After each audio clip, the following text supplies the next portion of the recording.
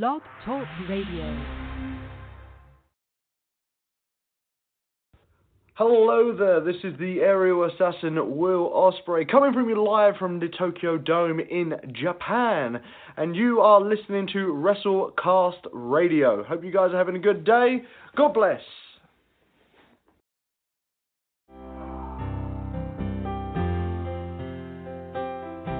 Mr. Young, I'd like to get a training update from you.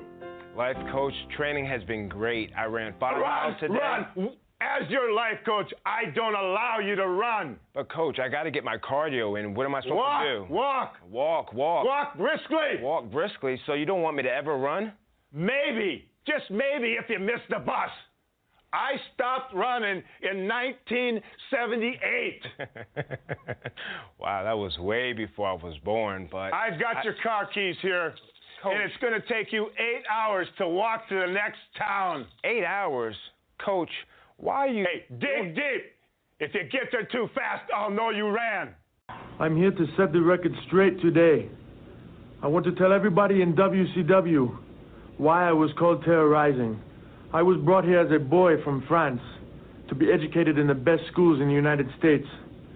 And I got the name by beating up all the American punks in the schools.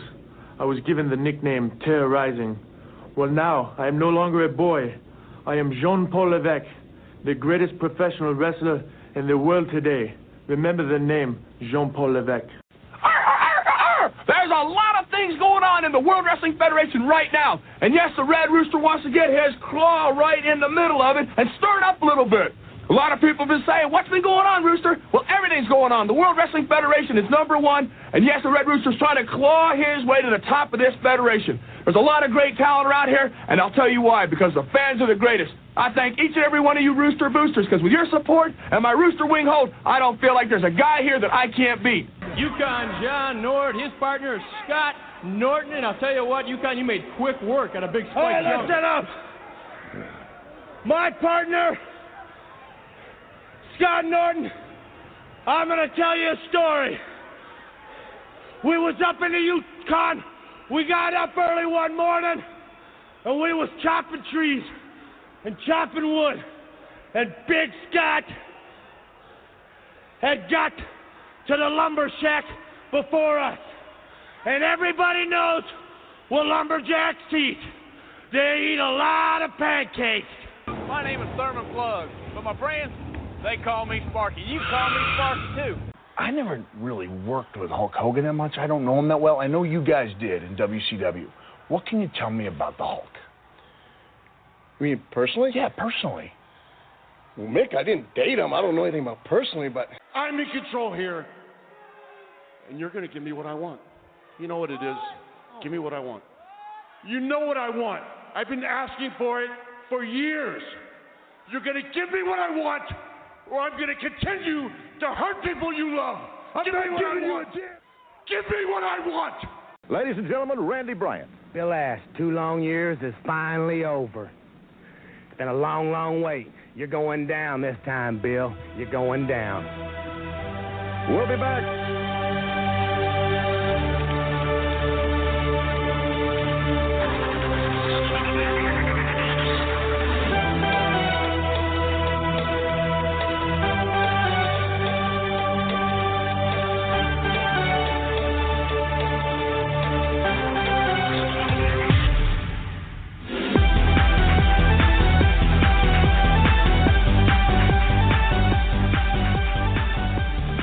WrestleCast 127. Will cancel me hard to warm up your day. Ain't that right? What's going on, Alex? Oh no! What happened? Just getting my Hara on. You were jamming too hard, right? Oh man. Uh-oh. Alex, can you hear me? Did we lose Alex? Uh-oh. Light on the bench, take your clothes off. We may have lost Alex here. That's okay. We'll keep this rocking and rolling. What is going on, ladies and gentlemen? Episode 127 coming to you live right now. in 6 hours, best of the Super Junior Finals will be going live, NewJapanWorld.com. Get it where you fit in. It's going to be a tremendous show. Shingo Takagi, the third man to ever run the table, taking on Will Ospreay, friend of the show, Will Ospreay. And you couldn't ask for a better best of the Super Junior Final. The way that they showed Shingo dominate is something that was a work of art. He looked great in everything he did. There we go, Alex. What up? What's going on? I was going to say what I was about to say, but I kind of realized where you were coming in through, so I will save that for after the unfortunate incidents that the wrestling world found out yesterday. Yes, and we're about to we'll get right in that, but yeah, I was saying, what were you talking about? I thought you were talking about that. I was just saying that Super Junior started in 6 hours. Your tone was sad. Oh, no, but I mean, Shingo, first guy, or the third guy ever, Liger, and I think 01. Shingo! I don't know, 2013 or whatever it was, ran the table 9-0. Couldn't ask for a better thing to happen. Ospreay gets in there, I think, with 14 points. I mean, this is going to be a tremendous final, is it not? Oh my gosh! I mean, just leading in from kind of after Ospreay, with the match, for winner take all against Ryusuke Taguchi, kind of the promo afterwards, where I was just like, woof, he is not afraid. Obviously Ospreay has dealt with that heavyweight division, until he entered the 26th annual Best of the Super Junior Cup here. But this is going to be pretty damn outstanding. As a little monotonous as some of the tournament matches went, as the tournament went on, it's still something that it's just this is going to be magical. This is a match I don't think anyone expected to see. If you would have said, hey, a year ago, do you think we'll ever see Shingo Takagi battling, the aerial assassin Will Ospreay? No, because Shingo was A, not at New Japan yet, and B, I don't think that maybe that entered anyone else's mind. And I am just a Westerner, just getting into this wonderful world of Japanese wrestling that includes the finest Brits in all the land. But kind of watching the two finals from blocks A and B today, I was just like, thanks, Kim. Woo! This is going to be fun. They tore the house down. There was a few hits. There was a few misses. You're going to always get that in tournaments like this. But I tell you what, the meat and potatoes of this tournament was very good. I think I slightly enjoyed the Champions Carnival a little more, kind of like we talked about last week. But they closed the stretch, and it was pretty good. There was that Phantasmo Taguchi main event that was not good, and that really hurt having that as a main event. Was that really a match that you read about, unfortunately, but you did end up watching it and you agreed with kind of the message there? If you think of the shtick that both guys have and then put that on for 22 minutes and make that your main event, it just didn't work. It just, something wasn't there. Interesting. So, I mean, what do it is what it is. And, to be fair, Taguchi had some really good stuff, but Taguchi really had an off tournament, I felt like. I say that not in the aspect that he didn't have good matches, but when you think of the position that Ryusuke Taguchi's put in, Funky Weapons main eventing shows, he's the veteran hand in this block, and he's the guy that should be carrying a lot of these matches. He really kind of let things down. You know what I'm saying? And that was kind of like, why I said in what ways though? I'm confused because I watched 10 out of the 16 shows. Probably the most that I've done. I'd say that's my quote unquote average for these tournaments. Whether it's All Japan, New Japan, DDT, what have you. And for the mains that Taguchi ran, Dookie or Doki included, I thought he did a pretty, solid job. He had, he did a little comedy, after the, probably starting with the third and fourth, night that he was on. But, he was a main event Taguchi. I thought the ankle locks, the various ways that he would, put those on his opponents, I thought was pretty damn cool. Whether it was one that we saw in the final where it was legitimately from the top rope, where I'm sure Kurt Angle maybe has done it, but the way how Taguchi kind of slid under it and still maintained the ankle, I thought was pretty damn nifty. Everything I saw with Taguchi, I thought was great. I thought it was intriguing that Ospreay, of course, was always the co-main. But maybe it's the respect factor that I learned from Will Ospreay with this tournament. He wasn't the smug guy like, this is mine. He always paid respect to the opponents that deserved that respect. And I think, he was like, hey, Taguchi, you're a former, Best of Super Junior winner, and you've been in this tournament, what was it, 16 years, I want to say.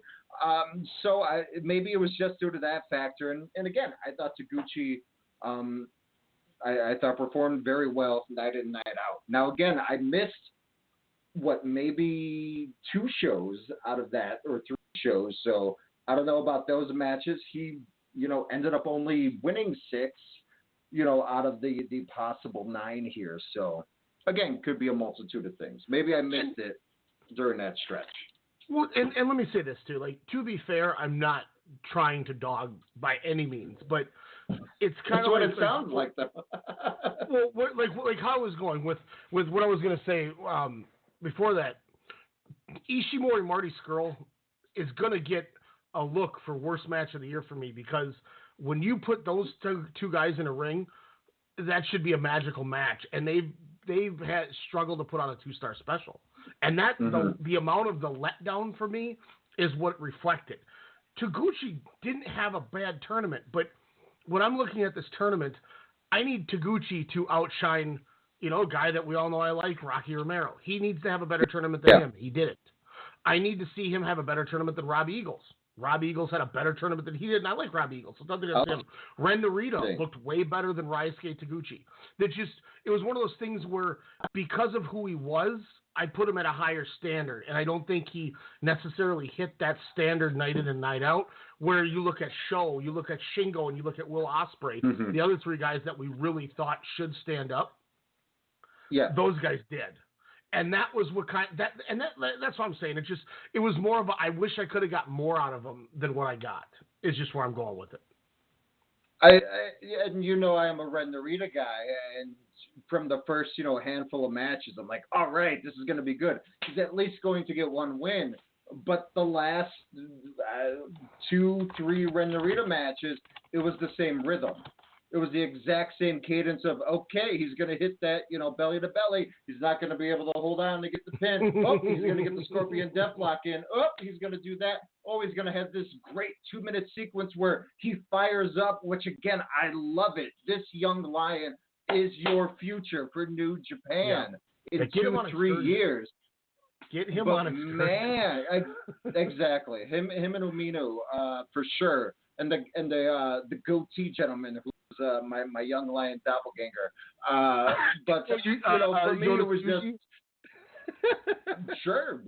If that is that gentleman's name, then yes, get him on excursion. So then we get meet each other with that Impact taping, St. Paul in 2021. But it just seemed like it was emotions. Like, oh, we're gonna get Sho, Takagi night 1. Oh, this should be your main. I totally get now when you're like, okay, it's just kind of going through the motions towards the end. It's like we just did this jaunt for 18 days with minimal, hard at it. By the way, going hard at it, and it's a daunting task, and you can kind of tell, kind of in nights 12 through 14, the guys that weren't in the running per se, it was just like, To your Taguchi point, I will say this.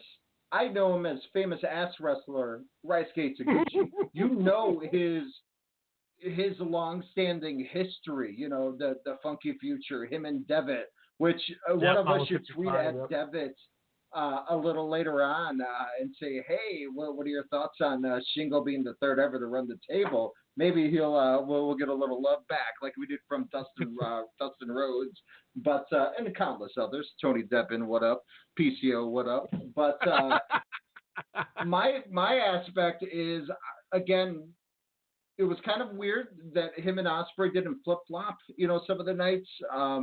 But from what I got, it was fine, because he was serious when he was, wasn't fully comedic. But when it came down to that, is I would say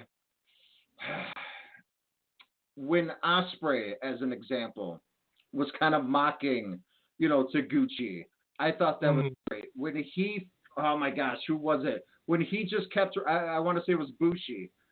When, he just kept running the ropes and Bushi was just standing there like, all right, man, I'm going to let you tire out. And yet he still went for about a good minute until Gucci was like, oh, you're totally like that. I get, I'm all for, the minimal comedic aspect, and again, he went on, he gets misted the hell out of, comparable to that. But to your Rocky Romero point, yeah, it was all about heart. It was about this veteran coming in and, essentially selling, his leg injury coming out from the first night there, from the Block B. And, I thought Robbie Eagles was a huge, MVP of this tournament. Honestly, minus your Dokis and apparently your Taguchi, not too many, of these wrestlers disappointed. And again, it was a good tournament. Yeah. Your Tetons, your Banditos. Bandito impressed me. Yeah. Kind of later on, finally seeing that 21 plex. But how the crowd was cheering more for Bandito than Tiger or Black Tiger, kind of in that last matchup, shocked me. But then I realized, wow, this guy, if they keep him in this relationship with New Japan, that guy can draw them money. And, so, don't get me wrong, Taguchi had a much better tournament than Doki and Teton and Bushi and Tiger Mask and stuff like that. So I'm not discrediting that. I just, last year his run was so good with it that, I'm just like, wow, it was kind of like what reminded us of Tiger Mask. We're like, man, yeah, this dude still can go. And, I do think ultimately the other thing that kind of just stuck with me on it was it sucked not having Desperado. It sucked not having Hiromu. It's in a way it sucked not having Kushida too. Agreed, but you got to think about it. I mean, obviously those are health issues that we, nor they had any, had any way to, prevent that. But I thought Ren Narita was a fine substitute because it's showing the audience like, hey, this is your guy. And I agree. Maybe throw in Uminu, as that 20th guy. Throw two young lions. Yeah. We know he's ready. Hell yeah. The Doki guy, it's hit or miss. It worked, but not when it was over a 15-minute match. Oh, when I would see that shit on New Japan World and it was like 33, 42, I'm like, oh, God. I was like, okay, entrances, you get the chair, before the bell rings, he throws them into the crowd, give or take 5 minutes, so that's like, okay, 28 minutes. In my head, I'm like, okay, if this is the main event or close to it, they're going to have like a promo afterwards, so maybe shit. It was just annoying to me. He's your hired hand. The Taichi aspect where you would get up, from there and try to assist him was cute at first, but then it just turned into the Bullet Club aspect of last a lot year's, of what we yeah, where it was just like, all right, I'm going to interfere now. And it was just so annoying. But I loved how the Young Lions always, after the initial 2 or 3 attacks, would finally gang up and then hold them down for the obvious finish. Mm-hmm. Did you have a chance to go back and watch the 2 Kanemaru matches from 7 and 8 I told you about? I did not, unfortunately. That's something I was probably going to watch after the finals night or tomorrow morning. you want me to not tell you the Sho Kanemaru match then and save it for you? I'm assuming Sho probably loses. But did you? I'll save it as a surprise then. Because it's I want to hear your genuine reaction rather than than me telling you. That's the only reason why. Speaking of MVPs, Yoshinobu Kanemaru, all hail the heel master. If he continues this trend, man, give that man a title. Not the tag team. Give that man the IWGP Junior or the Never Open. Give that man a championship. He is awesome. And he's rejuvenated. The one thing with the way that they booked this, and this is where I give this tournament a lot of credit. The way that it was booked and the way that these guys were put together and booked, it's a classic New Japan scenario where they knew how to make up for not having certain people there. And that's what was really good about it is even if some of the matches were kind of they booked everything exactly a way to keep everybody over. And that's what I really liked about it. And the way that they booked Kanemaru, even though he didn't get many wins, the ones he did get, they made him look super strong. And just the whole, he got to do what he did, but it wasn't overblown. Like we didn't have the Taichi running in with the stupid microphone and, with blah, blah, blah. We didn't have all that stuff. So that was really cool. Like they did Kanemaru right.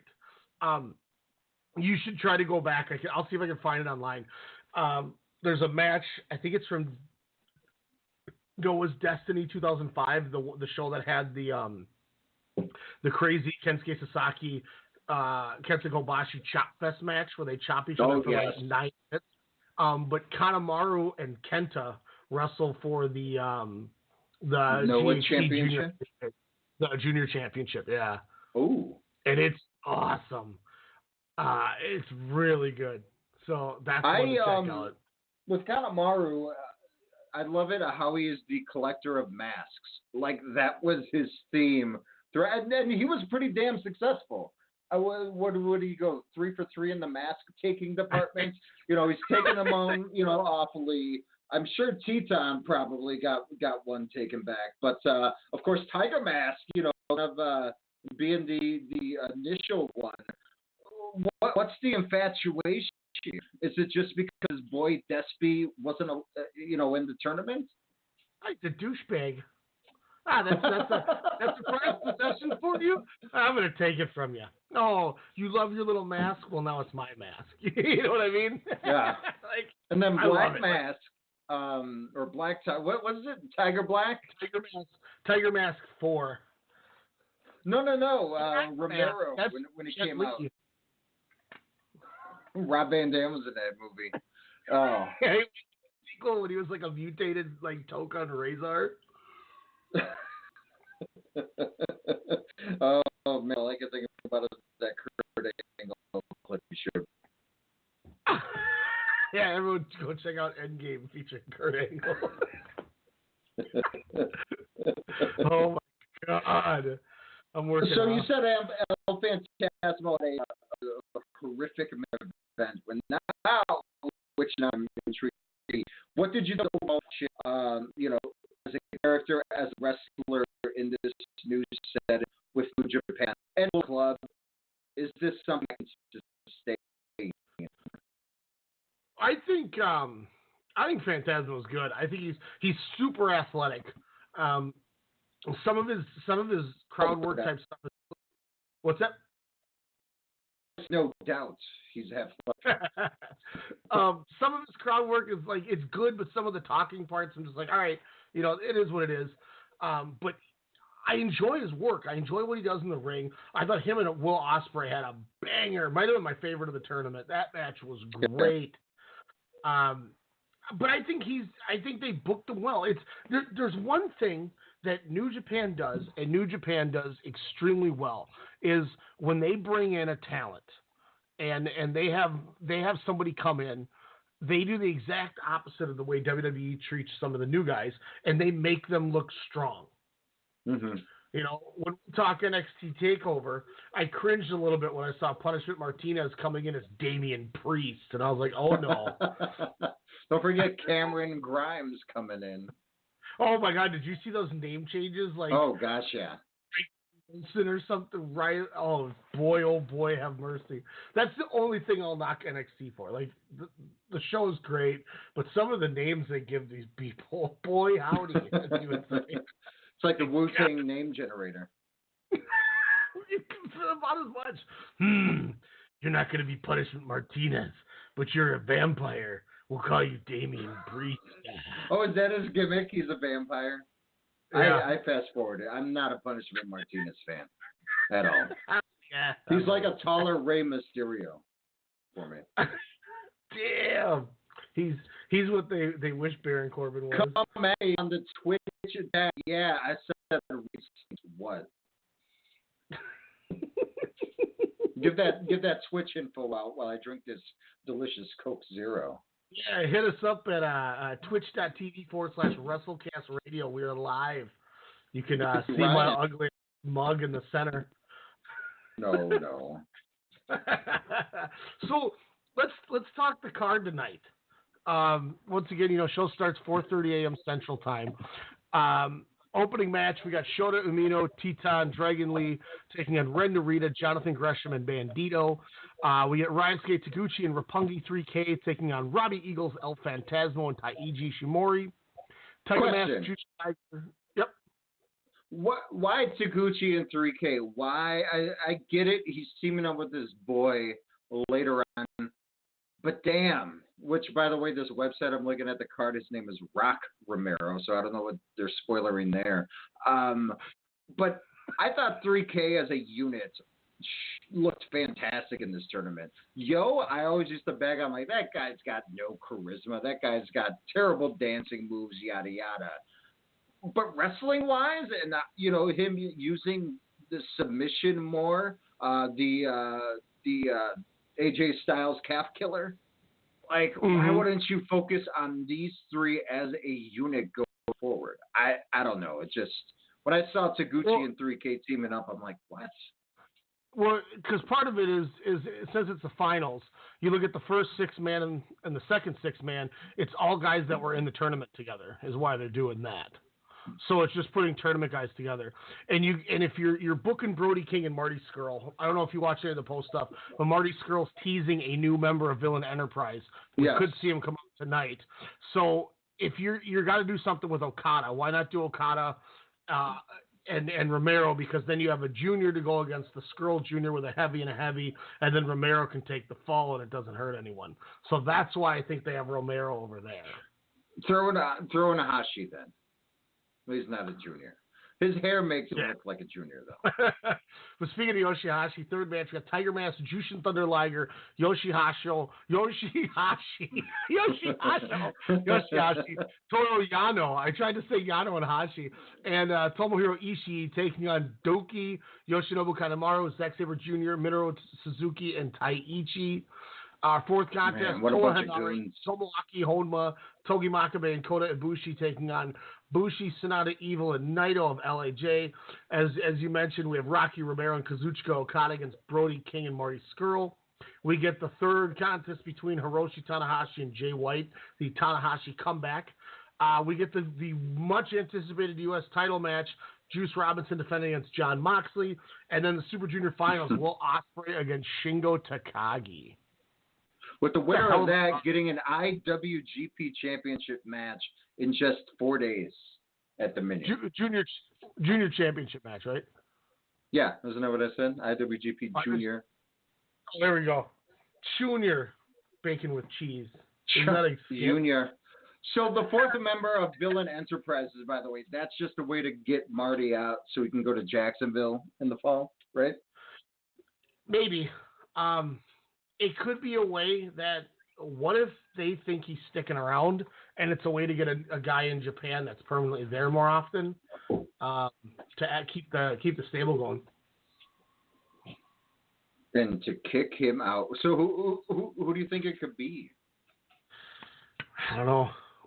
I don't know if they bring somebody new out. I don't know if they recruit somebody. It's going to be interesting. I'm curious to see what happens. I would love to see, because he kind of was playing the face role a little bit, I would love to see Robbie Eagles jump. Oh.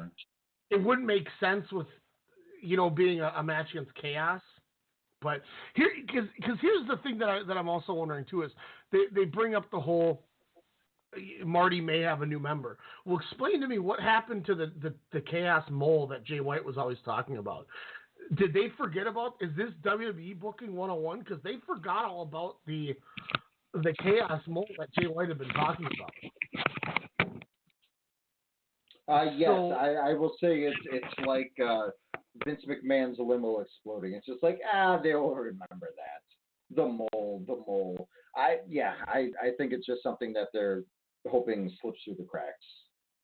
Because, once by the time they drew it out long enough, they got to the point where, and to be fair, I think when they had that planned, they didn't know Omega was leaving. They didn't know they were going to have to put Jay White in the Kenny Omega role to get to Madison Square Garden. So I think that definitely hurt the fact, and they had to get somebody for Okada to defeat. So maybe that's why they just scrapped it. Who knows? What if Liger's the mole in that, what is it, a 10-man against LIJ?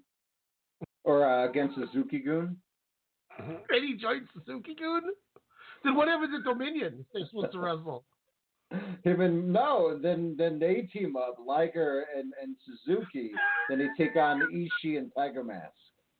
I think Vince McMahon, Alex, would tell you that that's good shit. and then they change Suzuki-gun's name into a CTU. Oh! 2.0. Bring it Black Liger. Suzuki, take your bitch ass to the back. This is my show now. Man, that would blow some pretty interesting tag matches. I'm excited to see this team. Actually, all the opening match, Aminu, Titan, Dragon Lee, against Narita, Jonathan Gresham, and Bandito. Jonathan Gresham, I thought, put it all out there during the Best Super Juniors tournaments. Good look. I don't think they even got to to the ceiling of what Gresham can do inside the ring, and that's the scary part. Because of course, he was in a lot of 12, 14-minute matches. Just wait till you see him in those 20, 25-minute type of matches here, and he's really going to surprise a lot of people. Yeah, and this card is an easy one to digest. It's only 8 matches, and we have the final 4 matches. I think are all ones that are like, whoa, what could happen here? The first 2 6-men are really fun. Are you getting us kidnapped? What's up? Oh, it just your mic was going. I thought you were getting kidnapped. I wanted to call for help. The 2 6-men are going to be fun just because. So, I mean, you have the 2 random 10 or 8-mans that, they are what they are in the 10-man. But, I mean, we talked about this before, and you put this over hard. Who's to say we don't get to see Liger and that's funny. Liger and Suzuki just go batshit crazy on one each other. Oh my God, they're going to essentially brawl to the back. That's for sure. So that's this should be a really fun show. I'm debating on when. I probably will end up watching it tomorrow after work, but a part of me wants to get up and just see if I can, like, if I crash after radio, sleep for 4.5 hours. You don't even wake up at 6. Wake up towards the tail end and then watch the tag matches. At least that's my plan. Yeah, watch them after. Yeah, those are the important ones. I mean, you can even just watch the final 2. Tanahashi, Jay White. Yes, that's going to be an interesting matchup. I think the booking of it and the outcome's more interesting than the match itself. Yeah. Where are they going to go with Jay White? What's Tanahashi? Can he lose in his comeback match? Do you want to make Jay White strong again? Which I say yes. Alex, do you want to take the question in the chat if you have the stream up? Ooh, man. I'm going to go Robbie E's new I will say Robbie E. on the Titan Games. That's the better wrestler. God, Zack Sabre, the worst. Zack Sabre would call Mr. E-Dub this. Why not, though? Who's tranquilo now, dickhead? That was... So Sei Takagi wins the final here. He beats Ospreay. He's got to win. Does he then say, hey, I've been lying to you guys this whole time after the first weigh-in where I had to make weight? Like that guy who beat that other boxer last weekend. My God. But anyways, do you think that he might then enter the G1 Climax? Well, here's an interesting fact for you, and I'm almost 100% positive I'm right. Let me do a little, just a smidge of research just to be safe before I make this proclamation. Best of the Super Juniors. Let me just be safe about this. I'm doing a quick Google search, going on the wiki. I believe I went 2001 is when Liger ran the table. Yep, Liger ran the table. Okay, so now let me check one last thing, because if this is right, my mouse is not moving. My computer's mad at me. There we go. That mouse has got a family. G1 Climax 2001. If I remember right, G1 Climax 2001, he was. That's what I thought. So, Finn Balor and also Jushin Liger, as I mentioned, 2001, 2013, or whatever the hell it was, doesn't matter. Yep. When they ran the table, they both were in the G1 Climax that year. Really? Just a little side note to maybe think about.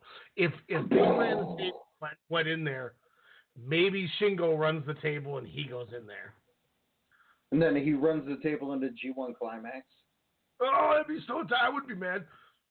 Kamikaze USA right here. Shout out to Jon Moxley. By the way, speaking of that, Jon Moxley, there's a huge rumor that he is going to do the G1 this year. That would be nuts.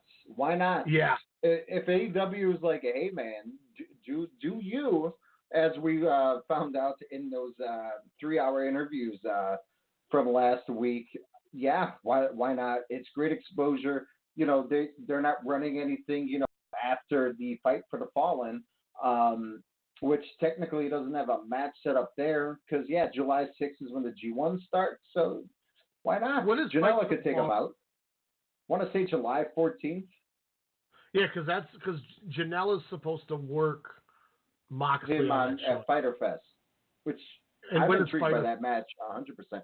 Like June 29th, so they're only a few weeks apart. Perfect. Yeah, so he could do it. Hell yeah, shit. Man, if we got to see Moxley touch with guys like Ibushi and Naito and Okada and Tanahashi, that's every wrestling fan's like. Sound effect for what I wanted to say, but yeah, that would be damn awesome if that happens. Yeah, so there's a good chance that we see Moxley and Shingo, if history repeats itself, in the G1 this year. Oh my gosh, Shingo and Moxley, like you said, that whole Dragon Gate connection. Oh man, that would be amazing. Could you imagine if we got to see Shingo, like what a guy like Okada could do with Shingo? Or Shingo and Tomohiro Ishii. Oh my gosh, the lariats? The double lariats? How is he going to get him in the last... oh my god. Yeah, that's going to be nuts. Here's the beauty of it. He can go, I mean, what? They do 20 also in the G1 if I remember right. I think it's 20, not 22. So you could do 20, or he could have his 9 matches, and if he went 2-7, nobody's going to give a shit because it's a junior with heavyweights, and in that company they actually correctly book the juniors and heavyweights the way it should go a lot of the time. So you're not hurting them by losing. Liger, I think, only won one match. So who does he take his first loss to? Because that means he has to get pinned. You have Okada do it. This guy went undefeated for a year, and it took Kazuchika Okada to beat him. I mean, that does wonders for you. No, it doesn't hurt him. He can't get him in the last of the Dragon. Come on. He gets wins over like Yoshihashi and Yujiro. Oh, I hate you. He goes 1-8, and his only victory is Yoshihashi. Where they're like, "Look, we're putting a junior in this tournament, Yoshihashi, but you're not even." Dude, and he's like, David what? Finlay Sr. was in the first Super Juniors tournament. Am I reading that right? Yeah, we got Masayoshi Matagi, Taka Michinoku, Fit Finlay, Jokamitsu Ishizawa, Shinjiro Atani, Dean Malenko, Black Tiger 2, Wild Pegasus, El Samurai, Super Delphin, and Jushin Thunder Liger.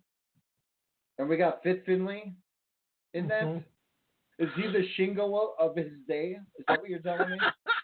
He probably had his cool-ass mullet and big old mustache, too. Whoa, I haven't seen that guy. That's awesome.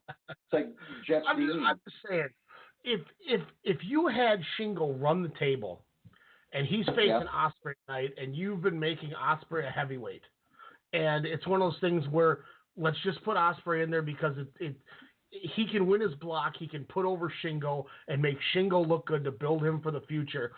I mean, that's what you have to do, right? I agree. And then you could also set up the rematch in the G1 Climax because you know Ospreay is going to participate in that. He was like, "Oh yeah, I'm a heavyweight. Remember guys? Pip cheerio. God bless." Yeah. So, I mean, that's to me the smart, educated booking move. How does your body heal after doing tournament after tournament like that? I don't know. I mean, and here's the thing: is they're going to go ham tonight. I mean, you know they're going to go ham tonight. What I wonder is, if you have Shingo win this, do you give Dragon Lee the win back then at Dominion? No. Yeah, so you go full on Shingo from here on out. I think you get Shingo. You have him win it at Dominion. I know rumors are swirling with Hiromu Takahashi possibly coming back out tonight. Maybe he challenges, or maybe they do it at I don't know. They do a 3-way at Dominion. He says, "I'll be back here. I face the winner from Dominion at such and such." Does he come out after the main event tonight, or is it just his old job? He comes out after. Because Shingo was talking trash. He's like, why does Dragon Lee care about a guy who's not even wrestling? You know, he talks about Hiromu this, Hiromu that. He should be concentrating on me, Shingo Takagi. And I'm like, whoa, that's shots fired, sir. The fire has left. Big, I like the fact that New Japan doesn't always do the multi-mans because they're so good at telling a one-on-one story. But if you brought back Hiromu for Dominion and do Dragon Lee, Shingo Takagi, and Hiromu Takahashi, you can protect Hiromu in his first match back without having to take as many nuts bumps as he would. Oof. And then you can have anybody. You could have Hiromu win the title back from Dragon Lee. This is perfect because then Shingo doesn't have to take the pin. Correct, yeah. So you still Are we gonna cringe? Are we gonna cringe each time Hiromu does something crazy or goes through a table? Cringe. We're gonna cringe when Hiromu gets picked up in the power bomb and Dragon Lee curls his head and they do the same spot. That's what we're gonna do. Is that the first spot they do just to shut up everyone, the wrestling internet community? I don't know if I could see that. That might be as I might throw up. Now that I think about it, I don't really recall Dragon Lee doing that too much in the tournament. Man. No, I don't think he. Maybe the first night, maybe, but honestly, I don't really recall that spot. I don't think he did. I think it's one of those things where he just kind of did it with Hiromu because they could do it. Oh my! I'm like picturing him getting thrown on his head and sliding like he's breakdancing. Oh my god! Ooh, I don't know why, but I love the craziness that is Hiromu, with all the videos that he's done in the past. R.I.P. Daryl. But for some reason, I see you talking to a gentleman. What's that? Did you watch the Hiromu, his new animated video? That I did not watch. Not yet. No camera. Where Daryl is drawing himself with a red mask. And then he comes busting through the same piece of paper, and now Daryl has a red mask face instead of a black one, and then it says 6'5", 19. Oh, that's tight. It reminds me of kind of what Wyatt is kind of doing with that Firefly Funhouse gimmick, where that video from Monday, I was like, oh, that's brilliantly demented. I was like, and in my mind, I was like, oh, it's very Hiromu-like. Not only for the videos, but it's up on, Twitter, the pictures and everything. I was like, oh, man, just imagine those two crazy minds working on something together. Oof, that would be nuts. So so here's another question I want to get into here is we know we're going Shingo. It's a smart move. How do you book this U.S. title match with Juice Robinson and Jon Moxley? The thing is, let me say this real quick before you say your piece. Jon Moxley's the kind of guy, and New Japan's the kind of company that wouldn't be afraid to have Juice win. And neither of them will know it hurts. Because we saw it with Jay White and Tanahashi at Wrestle Kingdom 2 years ago, and it didn't matter. Does that matter to the American fan, though, that's hyped after Jon Moxley's appearance at Double or Nothing? Yeah, I don't know. Maybe he wins this thing. I could see, but they don't really do DQs all that much in New Japan. No, this company is not. I shouldn't say not because they're gonna have, but this is not a company who does that crap. This isn't watching Raw. What I would love. Brock's cashing in, and then he does it Friday, Paul. They don't do that shit. What you could do is you have Moxley essentially until October. Because Tony Khan said these guys can take whatever outside bookings they want. We just have priority, and until we pick up steam, we're encouraging them to do stuff. If you have them till then, why not have them beat Juice, do the G1, and then after the G1, hey, thanks for that. Appreciate that, man. Oh, damn, what is that? Whoa. What did you call me? Yeah, look at that. We even got a thing on the screen. I've never seen that happen. Let's go, man. That's what's up. You have him beat Juice. You have him go through the G1. He doesn't have to win. It's not that big of a deal. And then you're going to need somebody to – you have Destruction in Hiroshima, Destruction in Beppu, and I think there's a third Destruction because that tour runs like 2-3 weeks with the house shows. You've got to main event one of those Destruction shows. One of them is probably going to be a Kota Ibushi title defense because I'm guessing he's beating Naito at Dominion. There's no point in doing that. You got to have Okada defended on one of those Destruction tour, and it'll probably be against somebody that beat him in the G1. Why not have Juice or somebody that beats Moxley then beat Jon Moxley for the title at that show? And then he can go off to oh, please. Dude, Ishii, he'd be the first non-gaijin to win that strap. I love how we're saying, the IWGP United States Championship must headline a, Destruction in Hiroshima. Type of card. I'm like, what? But it's true. So say Moxley wins, which would be great. I mean, I know he's already booked on a different tournament, but what if, Brooks comes out and says, wait, it was supposed to be me this whole time.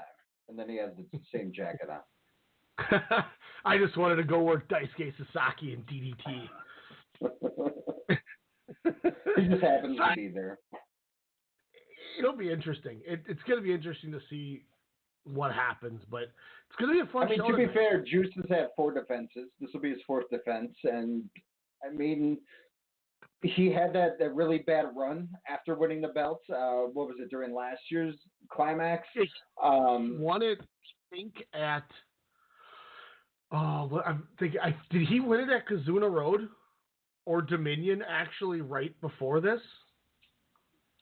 Sounds about right. I couldn't tell you the name of the show minus the big four. And but that was the thing too. Yeah, like you said, Juice wins it, and unfortunately, it was before the G1, and he's got to do his jobs in the G1. It is what it is. So, everyone kind of forgot about it. So he had that belt for like a year then.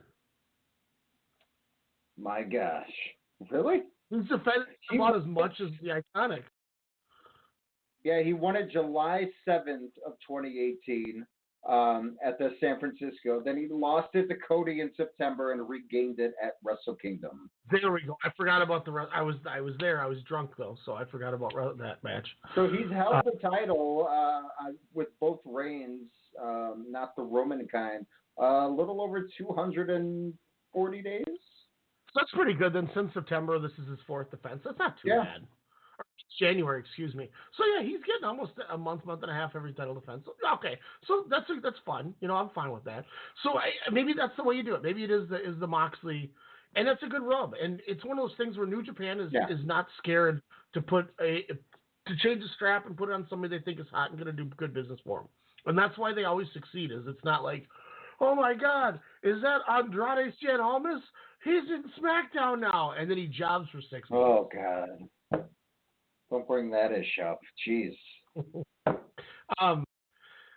I do want to talk about what you alluded to. Super Delphin.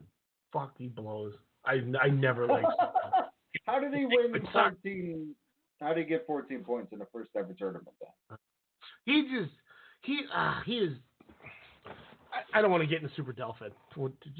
He can fuck off like El Samurai can. Oh. Sorry, I'm all hopped up on H2O here. Going. I do want to say though, RIP Atsushi Aoki. Alex kind of alluded to it. This is a guy that I think I'm able to feel a little more with it with Alex, because with Alex getting into All Japan with me and me getting back into it, we saw Atsushi Aoki was a Kengo Mashimo's replaced, or Kengo Nagasaki. I know it was Mashimo, I think.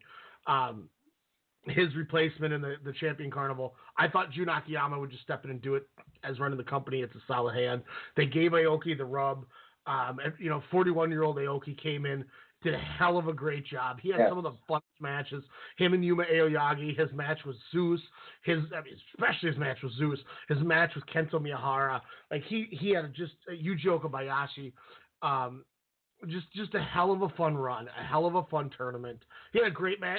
He had an entertaining squash match with Ishikawa where he looked like a violent savage who would not stop fighting back, but still took a squash job to Ishikawa. So it was like a double-edged sword of perfection.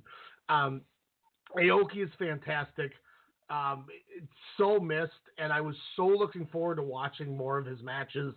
Picking Alex's brain. Alex was really getting into him. Koji Iwamoto at that May 20th Super Series show, the one that we watched, Kento Miyahara and Shuji Ishikawa, he won the title that night. We didn't watch the match, but he had won the title that night. So, 2 weeks ago, he had reclaimed the title. He was poised to have another great run because supposedly everybody, the roster and upper management, were just wowed by Aoki's run in the Carnival. It was great to see. Supposedly he went into a tunnel on his motorcycle and it just wouldn't turn. It was unresponsive and he crashed right into the side wall. It's unfortunate. It sucks. There's so many people around the wrestling world who just were. Minoru Suzuki was one. Yoshinobu Kanemaru. Kanemaru said he wouldn't have even been able to continue to compete if he would have known this happened. Jun Akiyama too is heartbroken as Akiyama with coming in with Pro Wrestling Noah. Aoki was one of the first guys he ever trained, so he's had connections to Jun Akiyama, which is part of the reason I believe he went in when Akiyama took that company over in 2014. So just sucks, really sucks. It's so bummed. Oh, it just, I can't. Words can't describe it, and it sucks as, we talk about the Silver King thing, and I didn't have that much to say about Silver King, and he meant so much to the Japanese and Mexico and even the WCW with their stuff that I I wish I could have given a more heartfelt thing like I am about Atsushi Aoki. For anyone who follows me on Facebook, I got to link it to the WrestleCast Facebook and the Twitter too. But there's an awesome 8-man tag elimination match that I posted on there. It's from Pro Wrestling Noah. It's Burning against the Kensuke office, and it is an incredible 8-man tag. Kento Miyahara is a young boy in this match, getting one of his first big runs. Really? Yeah, when he was in. So like it was an incredible match. I'll get it out there for everybody. Alex, if you get a chance, check the link and watch it. It's a long match, sure. just so you're aware. Everyone's aware. It's like an hour long. But the reason it's so long is it starts as a tag match, and one guy gets eliminated. Then the third member of their team comes in and then has another tag match, and then the fourth guy come in for another tag match, and until one team wins. So it's like a survival match, but instead of all four, it's a bunch of mini matches in one. But yeah, I mean, Aoki was tremendous in Noah, and he was having a great run in All Japan. He stopped wearing the mask and started just going normal face. And I mean, it just sucks, man. It really sucks. And like I said, it bums me out because I was All Japan is essentially becoming what I thought Noah was going to become for me when I started really hitting Noah hard about a year ago with the Kano reign before he lost it to Kaito Kiyomiya, or before he lost it to Takeshi Sugiura. And I was really into that in the Rattels, and I was like, Noah's going to be coming back.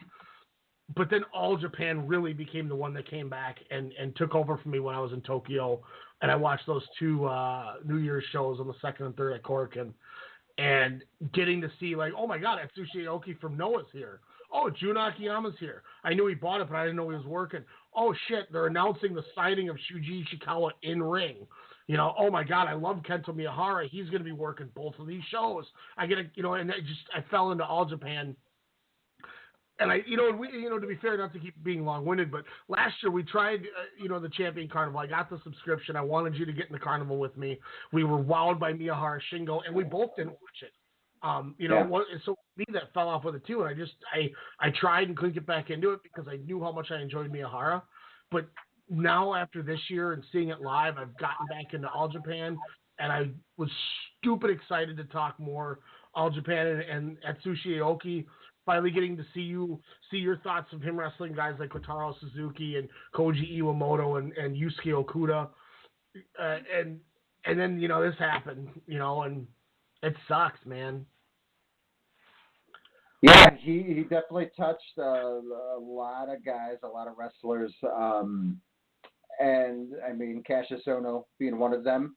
But Zack Sabre Jr. tweeted out, Aoki was like a big brother to me in the Noah Dojo.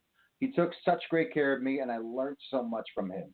He was a kind, witty, and incredibly skilled man. I'm a really devastated R.I.P. mates.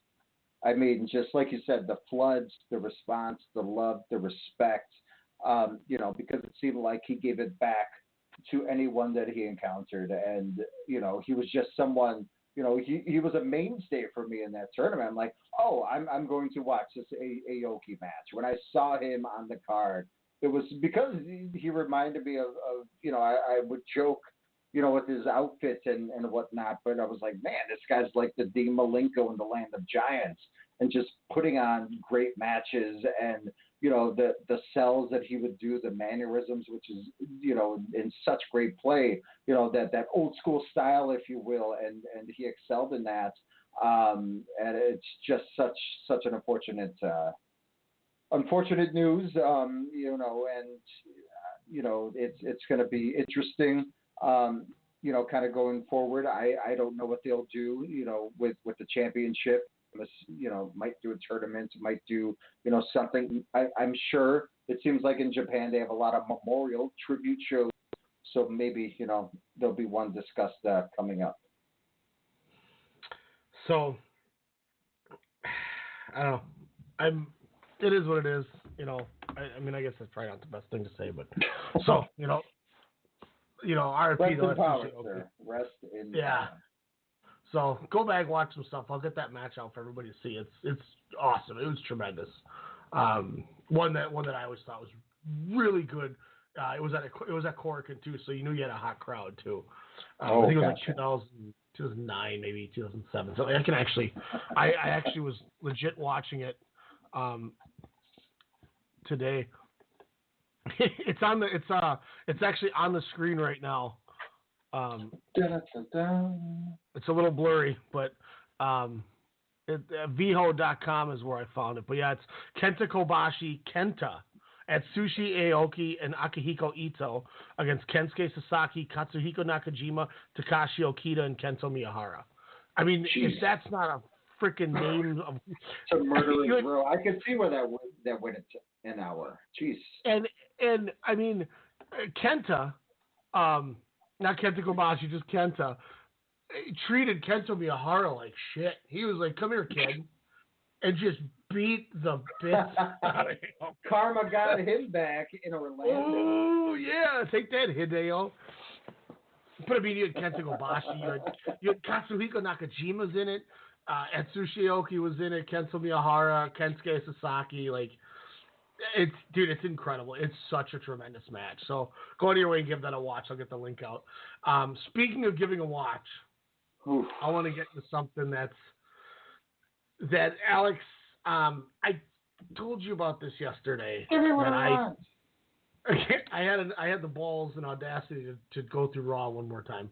Yeah, sure. And there was a match. Throw the backstory. Throw the backstory of when I was in studio last week for Monday Night Raw. I was like, hey, let's do a watch along. We'll see if they can compete with what we just witnessed from Double or Nothing and All Elite Wrestling.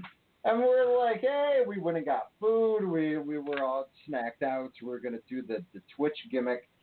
And then we were just in awe that we're like, it's over an hour and 15 minutes and there hasn't been wrestling. Wait, there's a squash match involving Shane McMahon and the son of a dying head shrinker. What? Oh, there's an hour and a half, and I think this is a wrestling match, like 4 or 5 matches. Like, it was just appalling. It wasn't even hype for the Jeddah show, which will be this Friday, live on the network, which I got to cancel, by the way. But anyways, so we were just dumbfounded on how so much of a poor response. Yeah, we got the AEW mentioned by Sami Zayn that's scrubbed on YouTube, but let's be real, that's forever ingrained in the internet. The debate on did Vince feed it to him? Are they only being angry in the back, even though 4 or 5 people are saying, yeah, good job, Sammy, or this or that whole hoopla that lasted maybe 2 days because no one cared, come past Wednesday. I didn't even watch SmackDown last week. I don't know if I'll watch it tonight, even though they have Old Man Goldberg, which the Goldberg Taker promo for this Friday, they went the old WrestleMania Kevin Owens match with the black goatee and whatnot. I turned on SmackDown because, I was waiting for whatever, just to fast forward to the end. And it's grade Goldberg. I'm like, wait, so he grade from the time they did the promo shooting, with Taker for Friday, and, which he's all black, shoe polish black.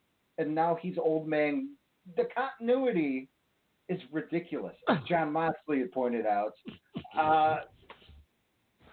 And Raw, I skipped over because I knew he wasn't going to cash in. Friday, we'll do it Friday, which you had the chance to win the title since you obliterated him. You had the chance to win the Universal Championship, which, again, stupidity on all ends. And, I get it. Moxley says, hey, it's not creative's fault. It's Vince's fault. Well, you know what, Vince? It is your fault. You should be portrayed as the devil on, the Firefly Funhouse, whatever gimmicks that is. But, my God. Then you showed me this women's match from last night that turned into a legit shoot. Alex, this might be the worst match I've ever seen on the history of Monday Night Raw. I'm not lying. I'm not lying. This looked like 2 little kids in the front yard pretending to do wrestling. I mean, they they were like hugging and trying to like shoot fight. I don't know if they got mad at each other. And then like Charlotte gives her a wedgie, and then the shit cans her out of the ring. After she does that, and now she's outside the ring like trying to fix her gear, and Becky Lynch is just awkwardly standing there for no reason, only of course to get involved in the finish. And they kept grabbing a headlock. They didn't know what to do. She's trying to chop her, and she's chopping her shoulder and her elbow. Yes. And thankfully, the crowd was wooing to hear. Like the guy that you Snapchatted me, they're in the crowd. Like, what is going? She goes to sweep the leg and didn't even hit her. And here's a kicker that I did some looking. Alex, are you ready for this one? Ooh. Dave Meltzer noted on Wrestling Observer Radio that Charlotte Flair and Lacey Evans were told to make it look legit, even though neither woman has experience working a shoot wrestling style match.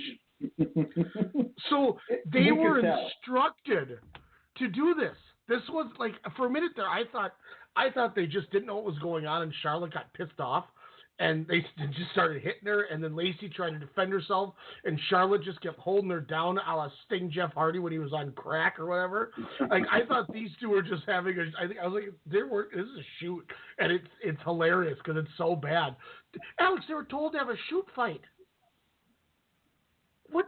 Who books this? Why is this a thing? We're going to have Lacey Evans and we're going to have Charlotte, and we want you to go out there and act like it's Minoru Suzuki and Jonathan Gresham. That'd be a crazy shoot fight. This was literally the biggest pile of horseshit I've ever seen. Because and it took 3 segments. Oh my God.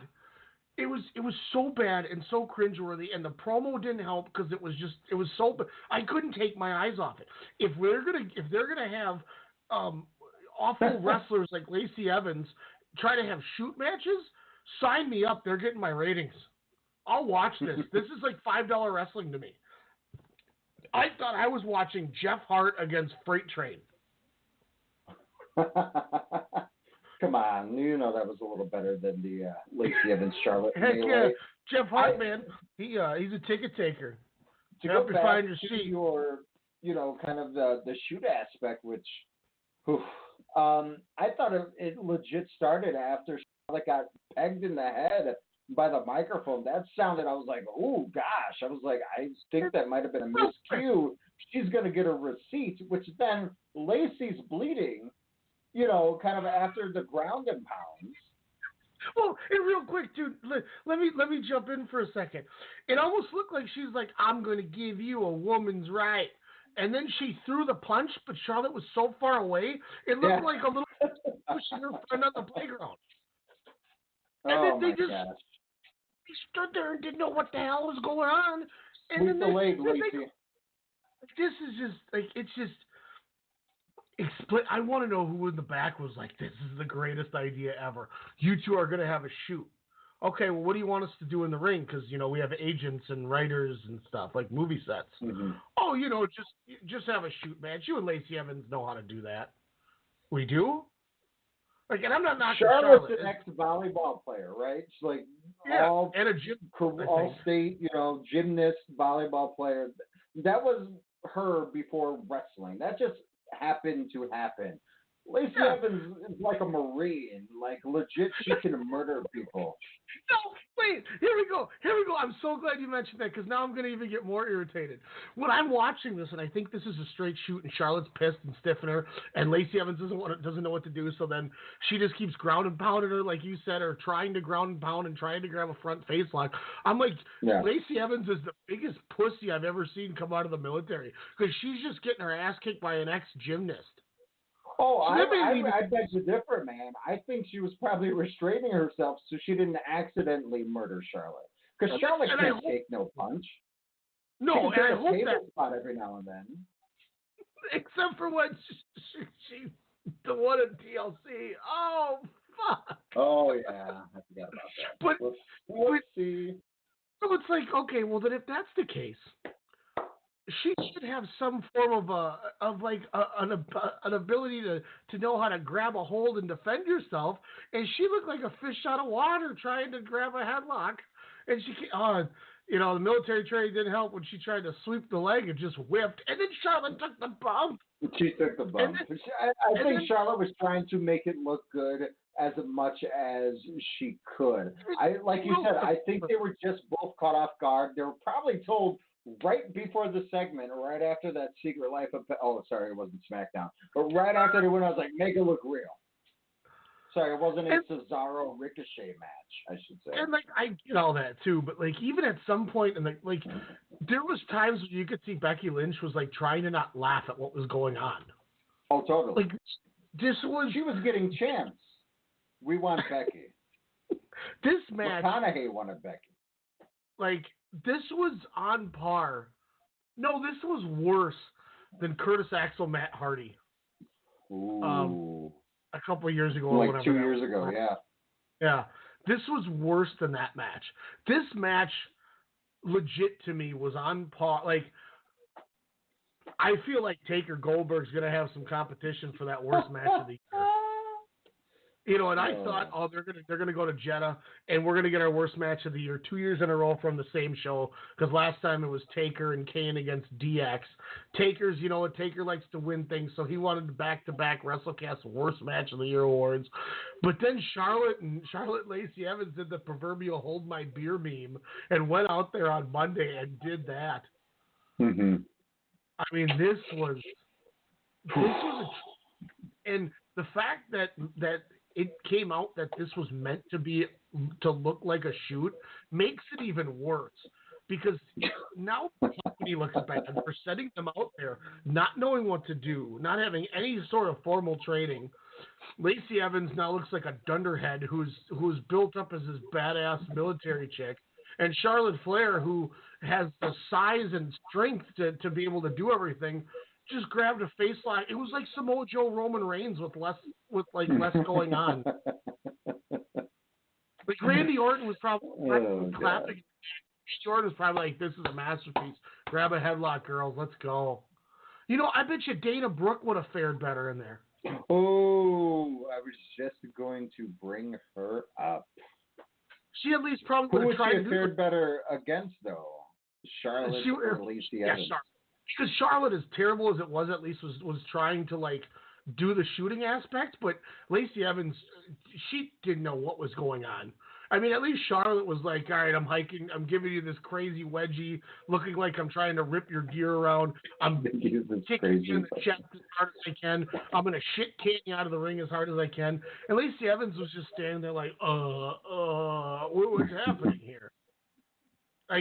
This is bad. Alex, so you're saying you'd rather watch Misawa battle Kawada than Charlotte battling Lacey Evans again? I don't know. That's a tough one. I mean, Misawa Kawada was only some of the greatest matches in wrestling history. But Charlotte Lacey Evans, ladies and gentlemen. And here's one more thing why I wanted to talk, why I wanted to bring how bad this is. We always joke about, if you're somebody who's never watched pro wrestling before, and you turn on and there's guys throwing pancakes, or there's dudes tipping over porta potties and people coming out with blue all over them. You're kind of wondering what the hell is going on here. But if you were to turn on wrestling and you saw these two girls having a high school cat fight,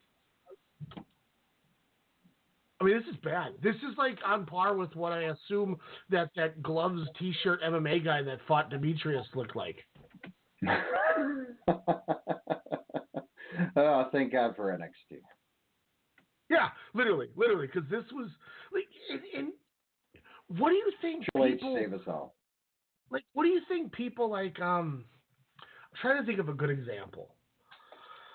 Think of a guy I'll just use this as an example because I'm biased as shit and I love the guy.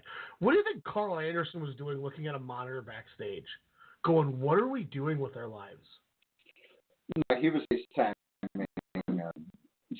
Is that his wife? All of us. They're the next ones that have. If you look at the Jon Moxley saying that other people are in that same boat of looking at their calendars. Yeah. And this was the show after the Moxley interview. And they opened the show with the Usos and Roman against the Revival and McIntyre.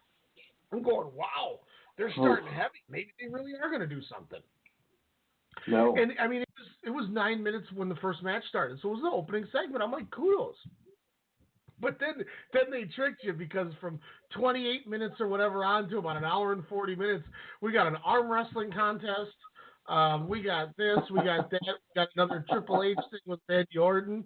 And then they came back and the first match they gave us was this Charlotte match with Lacey Evans.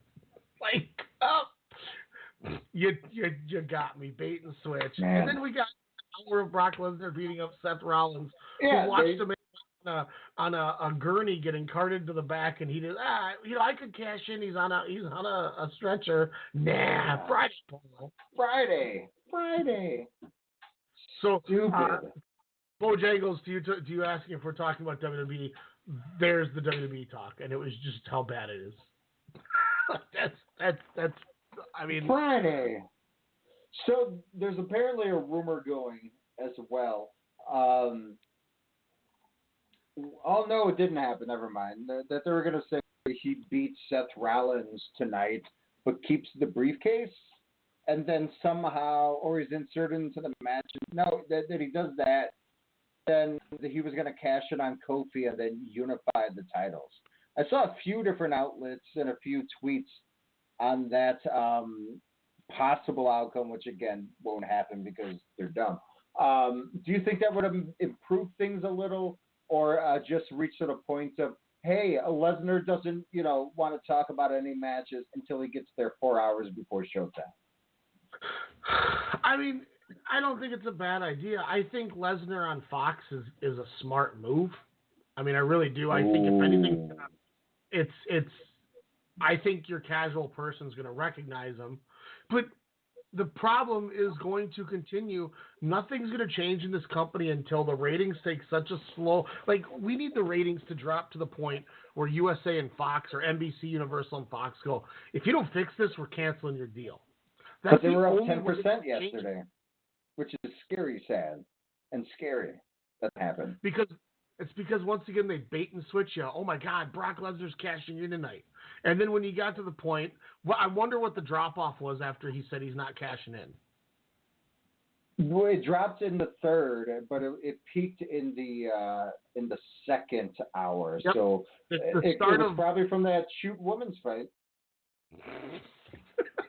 2.31 million the first hour, 2.56 million the second, and then dropped to 2.35 in the third, with the 2.41 average. The second hour was the Lesnar thing. Plus you get Taker, but that means Taker dropped. Yeah, because nobody can. Yeah. Like, the only people that want to see Undertaker and Goldberg are the Saudi princes sitting on couches that won't even be watching the show anyway.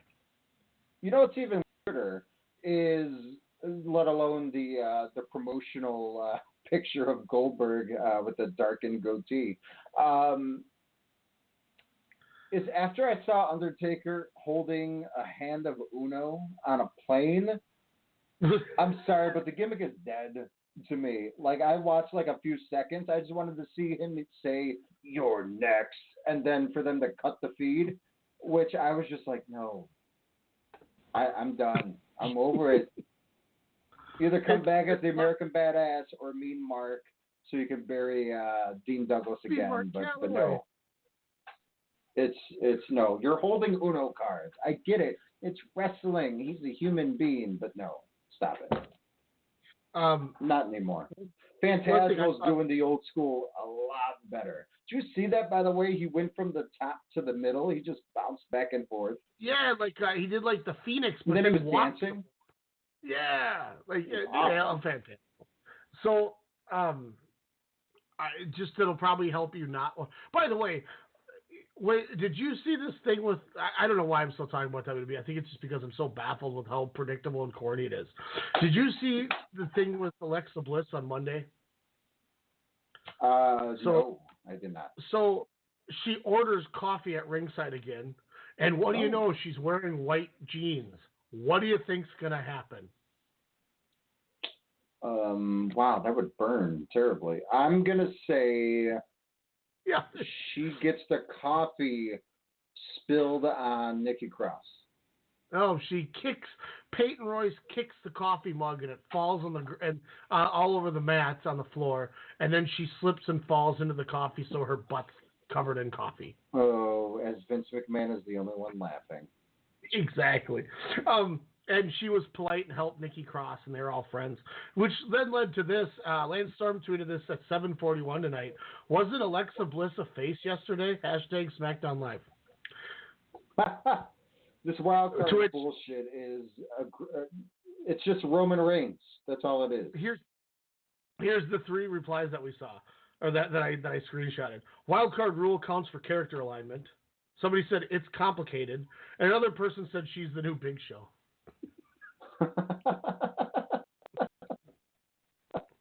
I don't know if she was really a face per se, because it's obviously so she could turn on Nick Cross for her being nice. She's all crazy and a wild.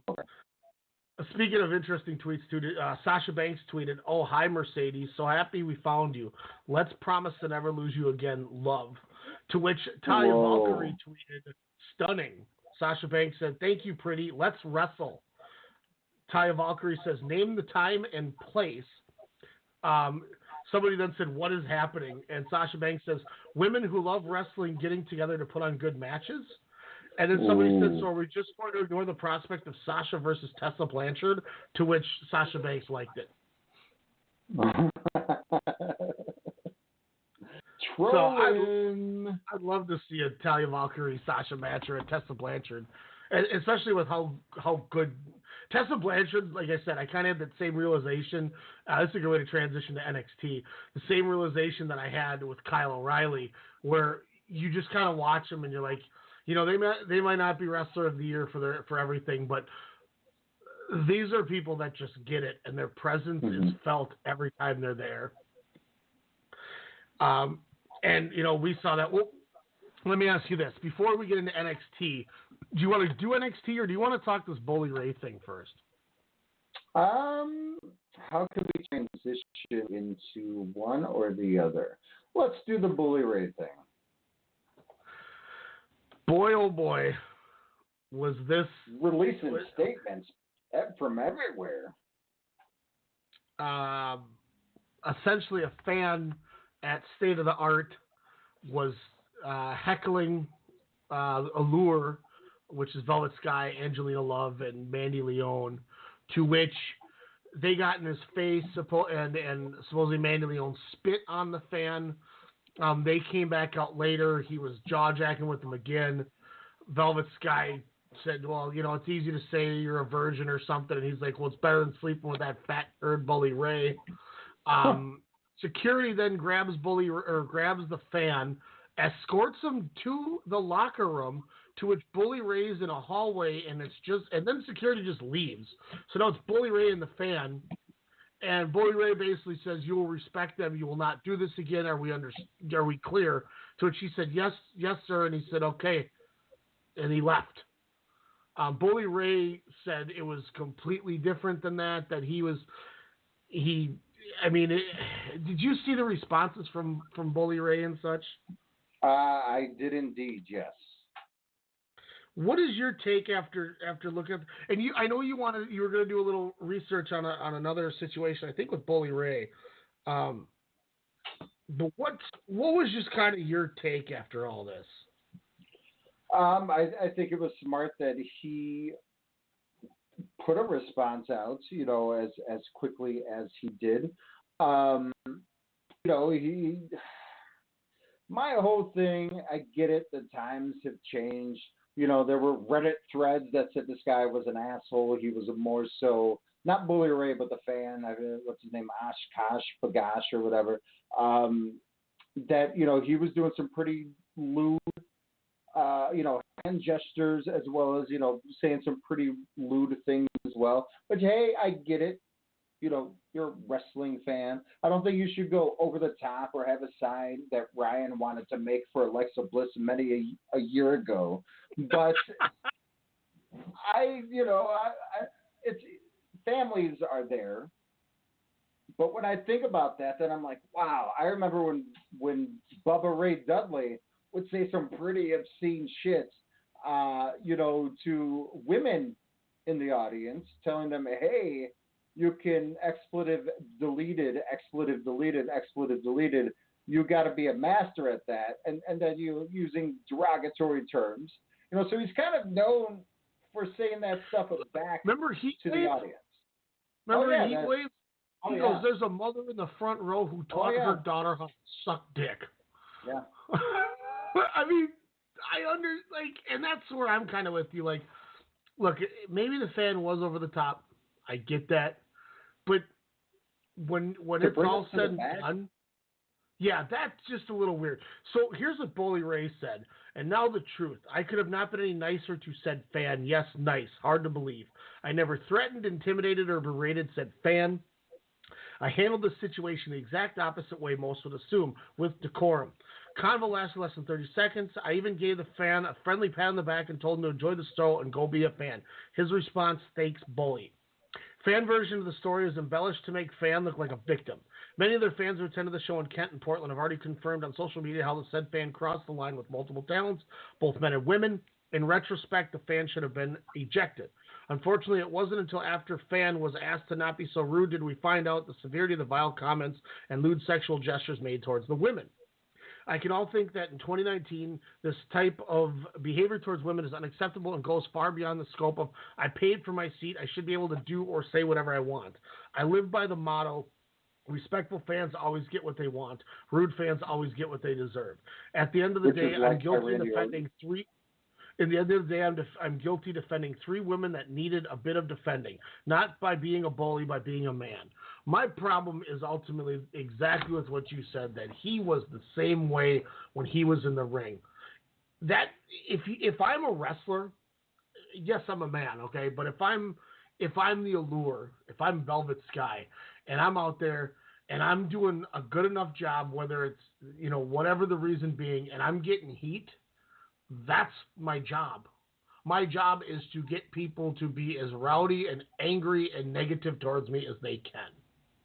Mm-hmm. Okay, I understand maybe doing a jerk-off motion as she said he was doing. Okay, it is what it is.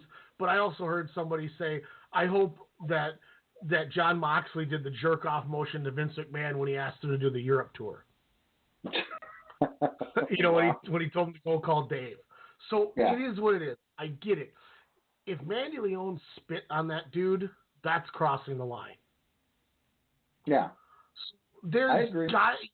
Yes, there's two sides I'm sure to the story, but when you're a pro wrestler, that's like when Ric Flair would get riots when they were attacking Magnum TA and stuff like that. Were they going to pull the fans into the back and go, no, you shouldn't be that rowdy? Ric Flair is just an actor out there. Then don't be a heel and try to get heat. You know what I mean? Yeah, I mean, again, don't be rude. Boo them. Say you suck. If the chants are for asshole, then chant along. But yeah, I mean, if he's calling them the B word or saying, "Hey, blank my blank," then yeah, I mean, I don't know if it deserves a spitting. But I think you say, hey, especially after that dark match, the guy was at two events and apparently he did it both nights. Then that's when you say, okay, hey man, if you don't settle it down by the next match, we're going to kick you out. We're going to have Delirious bring you to the back because he's dating Mandy Leon and try to intimidate this guy and then send them back out there. That's when you're like, hey man, just get out. Yeah, that's the way you should have done it. When we talked yesterday, I told you when I ran MCW, and if somebody came in the locker room, I was the first person to go, hey, what are you doing back here? You don't belong back here. You need to go back out there. Okay? Mm-hmm. Or you need to ask somebody to come back and get somebody if you have a pressing matter. Unless it's one of the guys, that, oh, yeah, man, you've wrestled for me a few times. Why don't you come back and hang out? Go watch the show. It's on, you don't have to pay. It's on me, bro. But when Ring of Honor doesn't even know that a guy was brought into the back to be intimidated or talked to whatever story you want to look at by Bully Ray, who's a wrestler on your roster. Why does the wrestler have enough power to make security go get somebody to bring him to the back? I think he went rogue. I think he was hearing it from, Velvet Sky and probably, all three of the Allure. So saying, what is hey, Kerry doing? What's Kerry Silken doing? He usually sits ringside and is he on watches that all these. tour? I mean, he was when he was in Miami when I was there, and that was a live event only for the network. Well, or for Honor Miami Club. and Portland. But you gotta look. To be fair, they don't run every day. You know what I mean? It's not like WWE. So he's gone every weekend or whatever. But how does he not know this is happening with his stuff? That's more what irks me. How do none of the wrestlers in the back not go, hey, dude, I understand what you're doing, but this is going to make our company look bad. Found out he did give the okay. What should be the circumstance for the result of that? If they say, hey, Kerry Silken gave his blessing. Then that company is sinking worse than I thought it was. Because you kick that guy out of your building. It's the same as a sporting event. If somebody's crazy, somebody's drunk, lewd, obnoxious, you get him the hell out of there. You don't bring him into your workplace. That's like saying when that dude in Utah or whatever was clowning on Russell Westbrook, they bring him in the back and you have Steve Adams standing in the tunnel waiting for the guy. I mean, here's a company that did it the right way, All Elite Wrestling. There were some videos and pictures that went on Twitter and said, hey, this guy is saying some bigoted stuff, some trans, phobic, stuff that he's yelling, in Vegas, which they pride themselves, not Vegas, but All Elite Wrestling, on being all-inclusive, lets everyone have a good time. So everybody posted this guy's picture, videos, whatnot, and then they apparently found out who the fan was, and then Matt Jackson's like, all right, he's banned for life. I don't know how you're able to track that, but at least he got, a quote-unquote solution done. And he says, what, he's banned.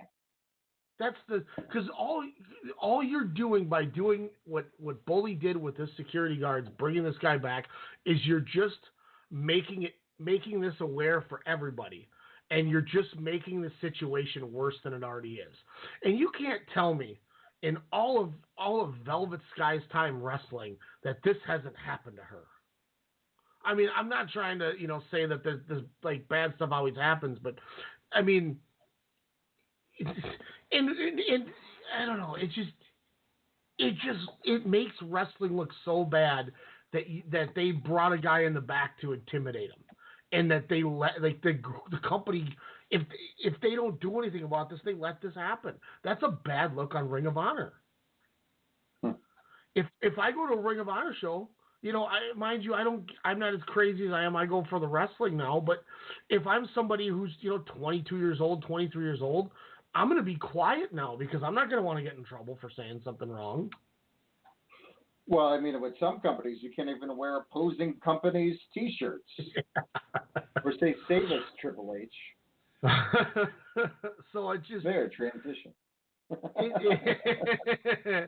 yeah, I mean, I'm glad we just, brought it up and just talked about it for that reason. It just... And who knows, Ring of Honor still hasn't said anything.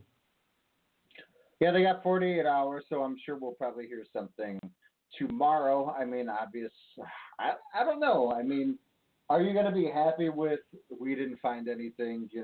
We talked to Bully and the Allure. We assured we're going to set up, a new contingency plan on if this sort of act happens again. Then to me, like, WWE, for as much as we bash them, they suspended Roman Reigns when he tested positive for steroids. Even they stuck to their guns to make their company look good. Mm-hmm. Ring of Honor, regardless of the outcome, something has to be addressed with whether Bully Ray was right or not. You're bringing a fan into the locker room of your company business. That's like bringing the guy into the back room of your store at work. He doesn't belong there. if you have a rowdy customer at your store, you kick them out. You don't bring them in the back and have your biggest employee intimidate them. I mean, I'm sure we did that once or twice. The only one we ever did at Toys R Us was that dude in the front with the Kansas hat. Remember him? Oh. He had with the kid by service desk, and the kid dropped, and then you're like, nice Jayhawks hat. but here's the difference. You kicked him out. I tried to go over the counter, and you came around the other side, and he saw us on both ends, and you just walked him out of the store. Yeah. You kicked him out. I chased a guy once who took something from electronics. That was fun. And then we saw Mr. Mama Jamma get socked on Black Friday, which was fun. We all had some more. So I guess that's just my ultimate takeaway. Is they, regardless of what they find out, something has to be addressed for the fact that they allowed the inmates to bring their own punishment on a fan. Because he probably thinks he has power. Even though I thought he was some sort of creative. Maybe with Delirious allegedly being one of the muscle of intimidation, maybe with him being, part of creative, Bully Ray probably thought he had that same exact power. Is Delirious really dating Mandy Leon? Is that a real thing? Yeah. Is that good or bad? WWE. Oh, yeah. Tell that to Charlotte and Lacey Evans. So, yeah, I mean, maybe it's just them going into business. I don't know. Whatever. Any legal stuff can happen from this, do you think? Probably not, unless there's video of it, which I doubt there is. So we'll see. We'll keep you guys posted here because I believe on Sunday morning we're going to do a live watch-along with New Japan Dominion. 5 hours, though, guys. Best of Super Junior, Shingo Takagi, Will Ospreay. Yep. Oh, I can't wait. We'll do a review show sometime this weekend for that. Shingo is going to be Shingo's going 10-0 tonight. 10-0 in this tournament. New Japan, man. New Japan's got a great show coming tonight. But we got just about 25 minutes left in the show. Let's talk TakeOver. Yeah. Whoa, do you think WWE is better than Ring of Honor? Thanks for that follow, sir. No, I don't. I think WWE is what's a good comparison? Ring of Honor. Ring of Honor isn't the best thing in the world, but I'll tell you what, WWE is like watching cricket when you don't know what's happening because it's so confusing because everything just seems like they're playing by their own rules. Ooh. And it's like, okay, just turn this crap on. And they tell the wrestlers who don't know what the hell they're doing to have a shoot match. Guys, get your brackets ready. Get your ballots ready. We're almost halfway through the year. My worst match of the year, Charlotte, Lacey Evans from the June 3rd, 2019 Monday Night Raw. The worst match. Girl, Tajiri Shimura? No, I probably got to put that Teddy Hart, Davey Boy Smith versus the Lucha Bros match from MLW in February. Yeah. God almighty, was that the drizzling shits. Lucha Underground is the best ever. I still got to finish. That's such a weird saying. The drizzling shits. TakeOver 25. Great show. 4 of the 5 matches I had 4 stars or higher. I mean, this is the epitome of one you jot down for your show of the years. Matt Riddle beats Roderick Strong. I went 4 flat on it, and the reason being, Riddle seemed off until the end, which was an incredible finishing stretch. When Roddy went into the running forearms back and forth, from there on out, that sprint to finish was like, if they would have had a better opening, I may have went 4.5 on it. Riddle just seemed a little off at the beginning. He was barely hitting them and just seemed a little lethargic. But boy, oh boy, when they got going, holy crap! Like it was almost like Riddle woke up. What's that? Selling that back, man. He was doing the Matt Jackson. Well, and I mean, and if that was what it was, then maybe I missed something. But it just like even as like he was barely touching them with his strikes, and he wasn't selling when he did that, and that's why I was like, is he just? I know that. Snap. And what's crazy is because he was in the beginning of the match. I mean, it's what those people were kind of right at the beginning. They were kind of that jump off the steps. He does that high bro jump. I mean, he started off, I would say, like gangbusters until Roddy, kind of did some of the submission aspects there. But I thought Riddle was primarily of the offense until, of course, Roddy got, into his massive, fast striking, type of wrestling that he does there, of course, with the angle slam. But I mean, you had the bro kicks, the GTS into the German. If he did that sleepily, then I mean, I want to be as tired as a Matt Riddle, because he did some sequences throughout this match where I was like, wait, this guy can do it. I'm not a Matt Riddle follower. I didn't watch PWG. I didn't see a lot of that stuff there. But kind of in this match with Roderick Strong, I was just like, oh, I should see some of that stuff. I should see him and Keith Lee, all the stuff that I've heard, because to me, I thought he was full throttle. Yes, give or take a few spots, but again, I don't know if it was selling that or if it was just because the mushroom tattoo, was finally getting to his equilibrium. But I thought this was a hell of a banger, a hell of a way to start, especially with, I didn't think Riddle was going to pick up the win, kind of with him, getting, kind of that final stretch there by Roddy, where it was like the elbow strikes, and the kicks and backbreaker and what have you, but fun opener. Yeah, it was, and to be fair, once again, it's I still went 4 stars. It's not like it's not like I gave this a bad rating by any means. This was fantastic. It just, there was a couple points where it just seemed like Riddle wasn't there. Maybe he got hit hard and he was dizzy. I don't know.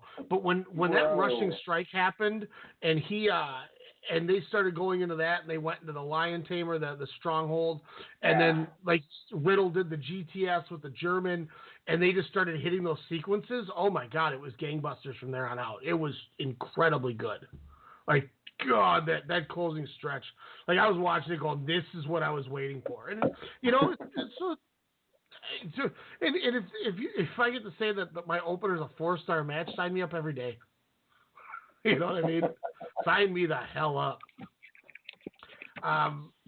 Then we got the Kyle O'Reilly special, where this is where I told you, boy, oh boy, did Kyle O'Reilly kind of just become something different to me that I knew he was, but that character and charisma and just him being able to general a match took over. We see Street Profits defeat Undisputed Era, Forgotten Sons, and Oney Lorcan and Danny Burch in a 4-way. I went 4.5 on this, man. This was my second favorite match of the night. The bumps Kyle O'Reilly took, the way that everything flowed together was so good. And the grossest bump of the entire evening for me, man, was when Wesley Blake got punched off the ladder and he just took a flat back bump from the top of that ladder on the corner of the ring. That was the grossest bump of the whole night to me. As knowing what that edge feels like, that was the nastiest thing of the night. No, this I would say could have been a 5-starter until, of course, Gunner or whatever. That was the only bad part. I mean, otherwise, this match was fantastic. Tremendous usage of the ladders. Whether using them to inflict pain or just jumping off, was awesome. I mean, Street Profits were well over, with their entrance, as well as, they got into the crowd, for God's sakes. But, and leading into, the match as well. But all 8 guys, my God, I mean, what do you have? Germans, onto ladders. You get, I would say one of the better finishes where you had Dawkins, kind of spearing through the ladder. like to go underneath the rung of the ladder, or, the part that you do that just for Montez Ford, to kind of jump on to the ladder, and, essentially, snatch the belts there. Not like you said with Cutler, kind of taking that horrific bump there. But I thought the Brits did well. I'm assuming Oney Lorcan, Danny Burch are British. They look the part. So, it's like, Danny the Burch Brits is that. Oney Lorcan, Danny Burch's Oney Lorcan used to be Biff Busick, who PWG guy, did stuff like that. Oh, so I was way off. Burch, Danny Burch. I think Busick's from like Seattle, Washington, or something like that. I'll Google it quick.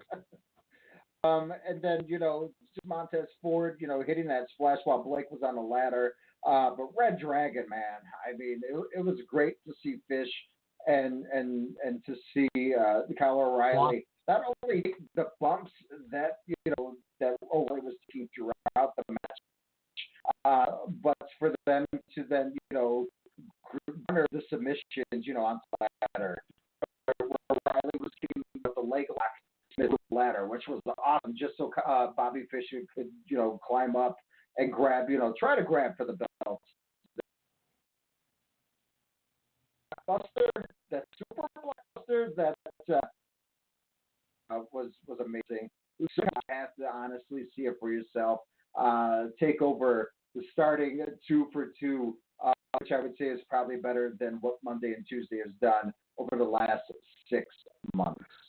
If they have more than 2 matches. This one I may get killed for, like the Kenny Omega Jericho match. Velveteen Dream defeats Tyler Breeze. I went 3 1/4, which is still good. It was a fun match. There's just some things that I notice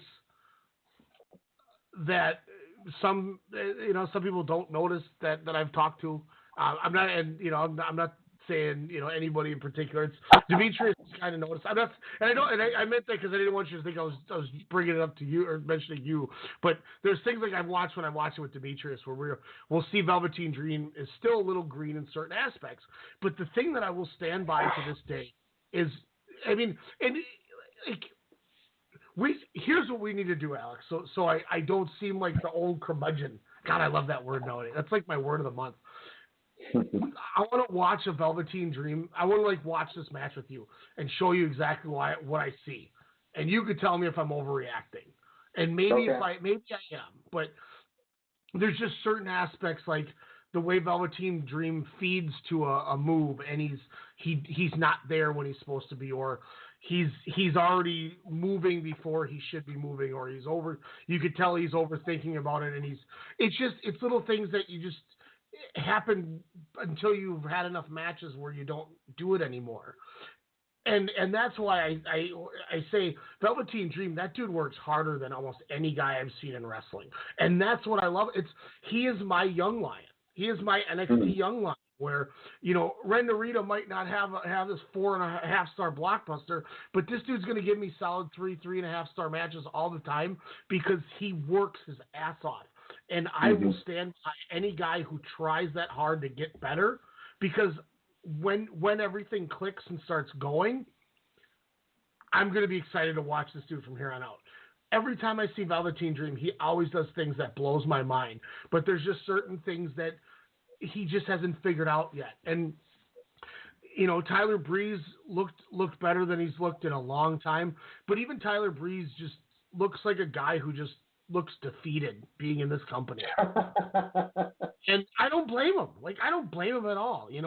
If you look at when he got called up, he was ripped and tan and had the blonde hair, and his charisma was there. And, halfway through this entrance, it was, he's as pale as I am. He's getting chest hair. He's kind of getting a little pudgy, and he rode the gimmick for the entrance and kind of stopped with it after. And I don't blame him, dude. I really don't blame him. And that's not me trying to knock him. That's just, if I'm Tyler Breeze, I'd be frustrated as hell. And, he did go in there and he did have a good match with Velveteen Dream. And it, it wasn't as good as maybe Dream and Ciampa, but, it was enough where where I got to see Tyler Breeze actually, as it was going on, get engaged in wrestling again, and that's good because Mike Dalton has been with that company for a long time, and I'm at the point where I just want to see him. If they're going to use him, let him go and let him go do something somewhere else where he's happy.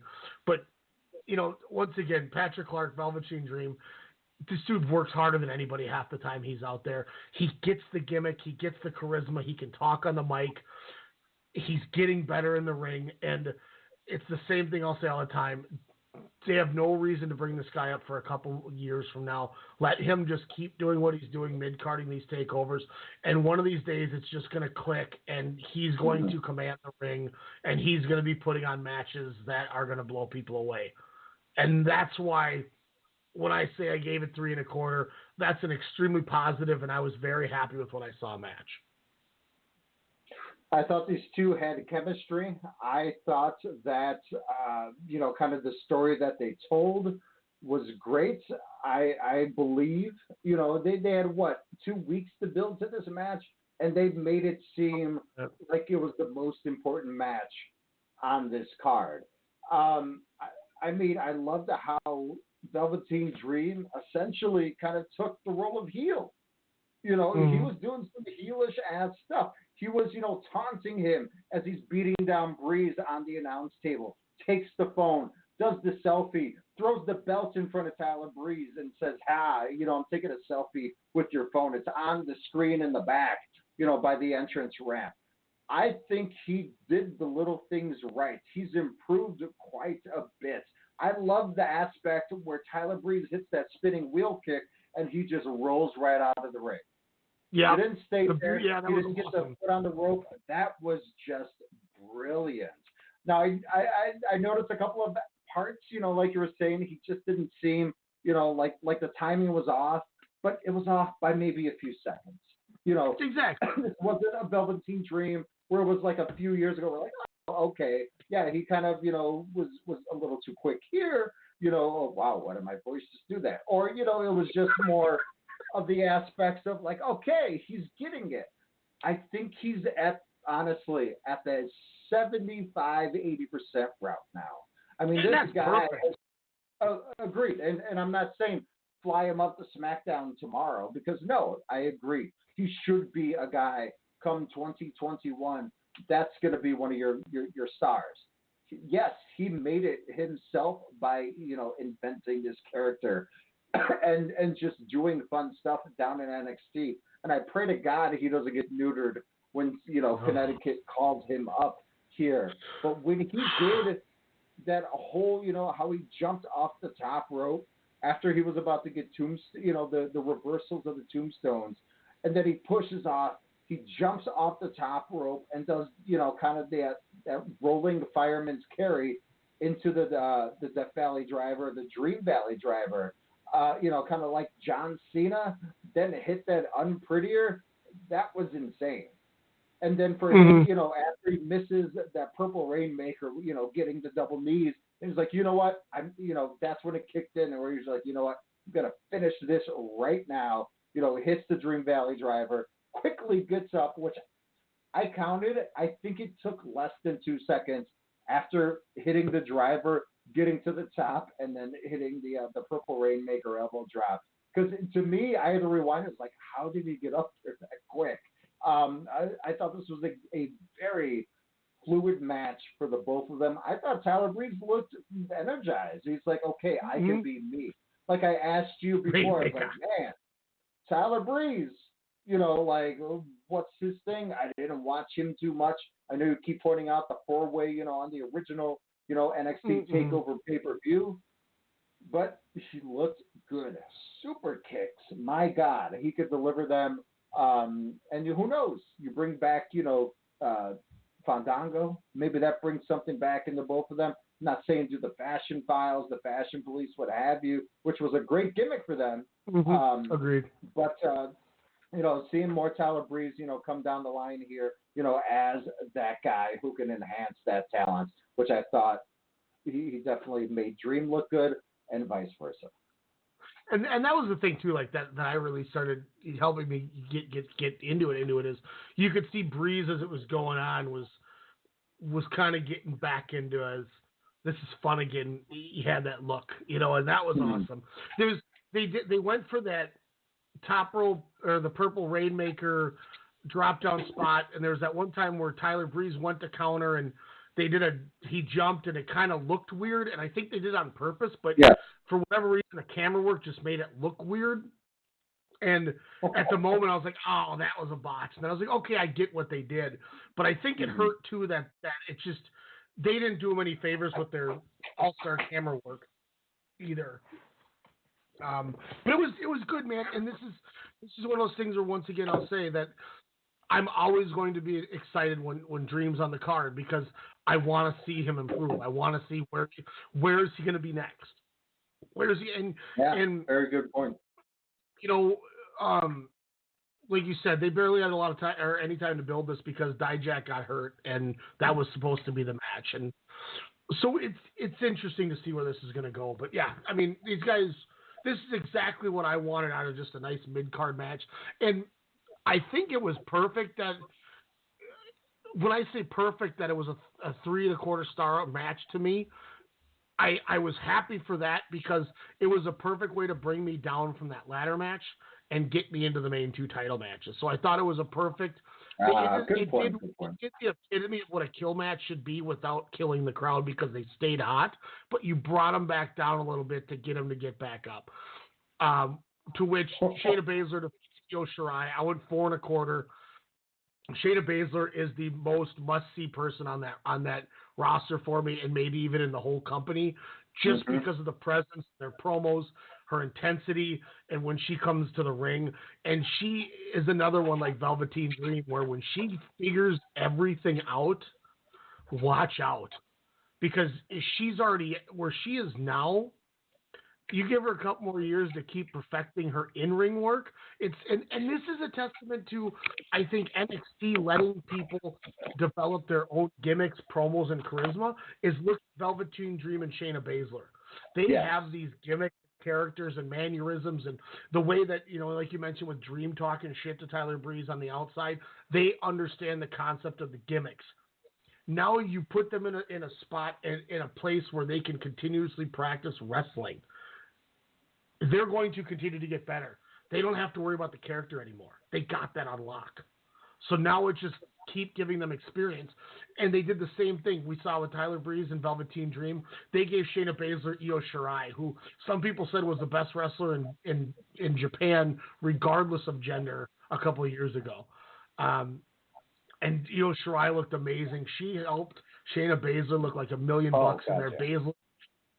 Baszler followed everything that Io Shirai did to a T.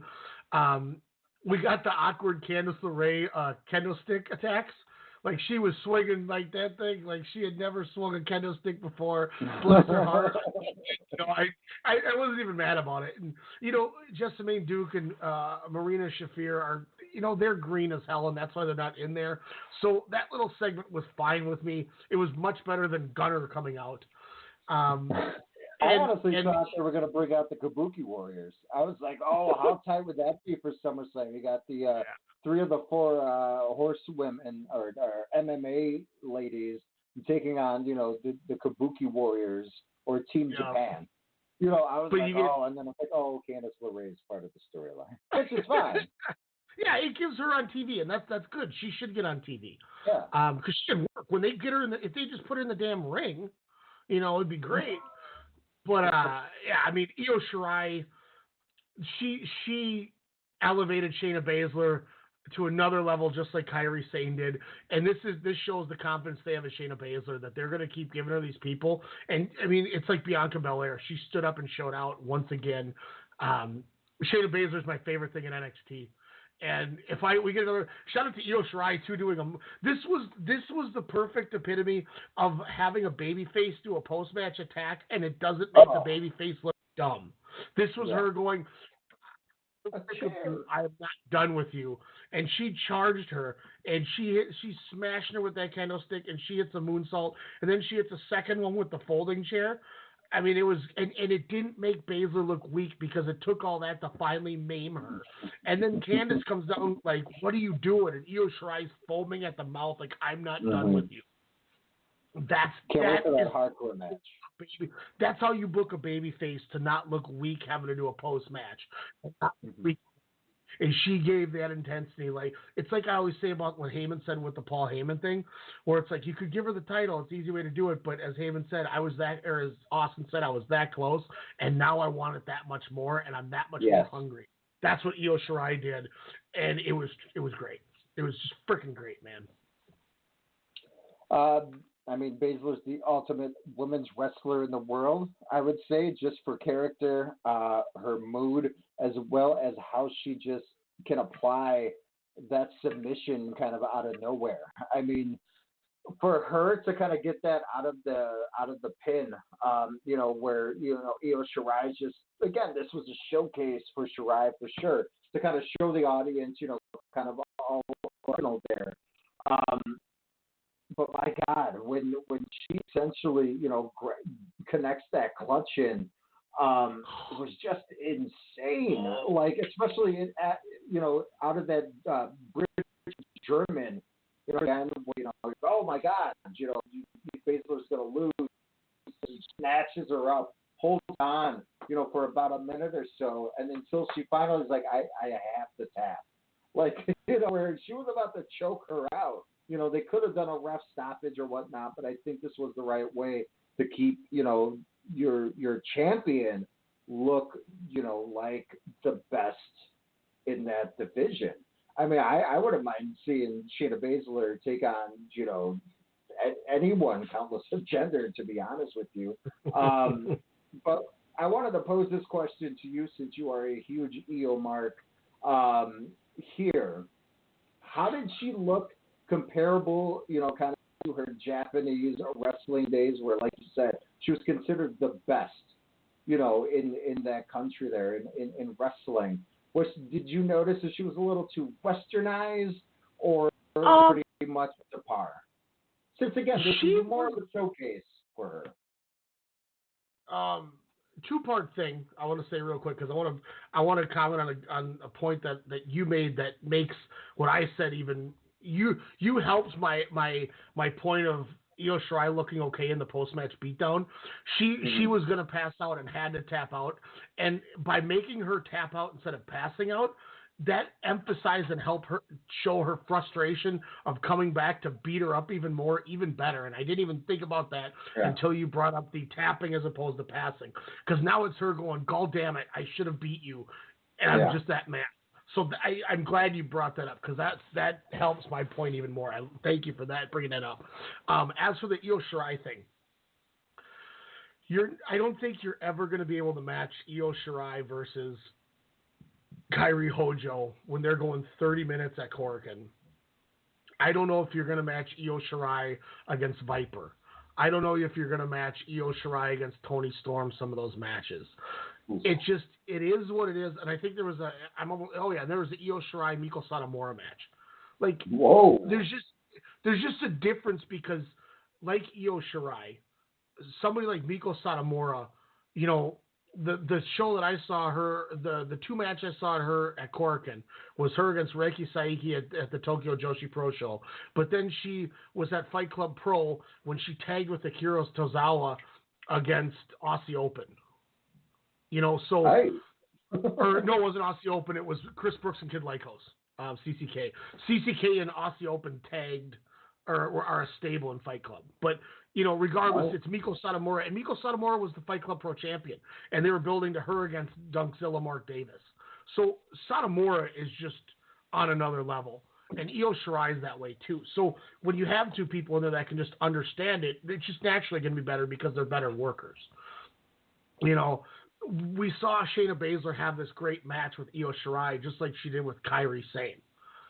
But when you put the two generals like Hojo, Kairi Sane, whatever you want to call her, and Io Shirai in the ring, it's just going to be better. So I think she was as good as she could be while still making Baszler look good and not have that, all right, we're going to go kill each other for 30 minutes and do tiger drivers on the ring apron and, shit like that they would do.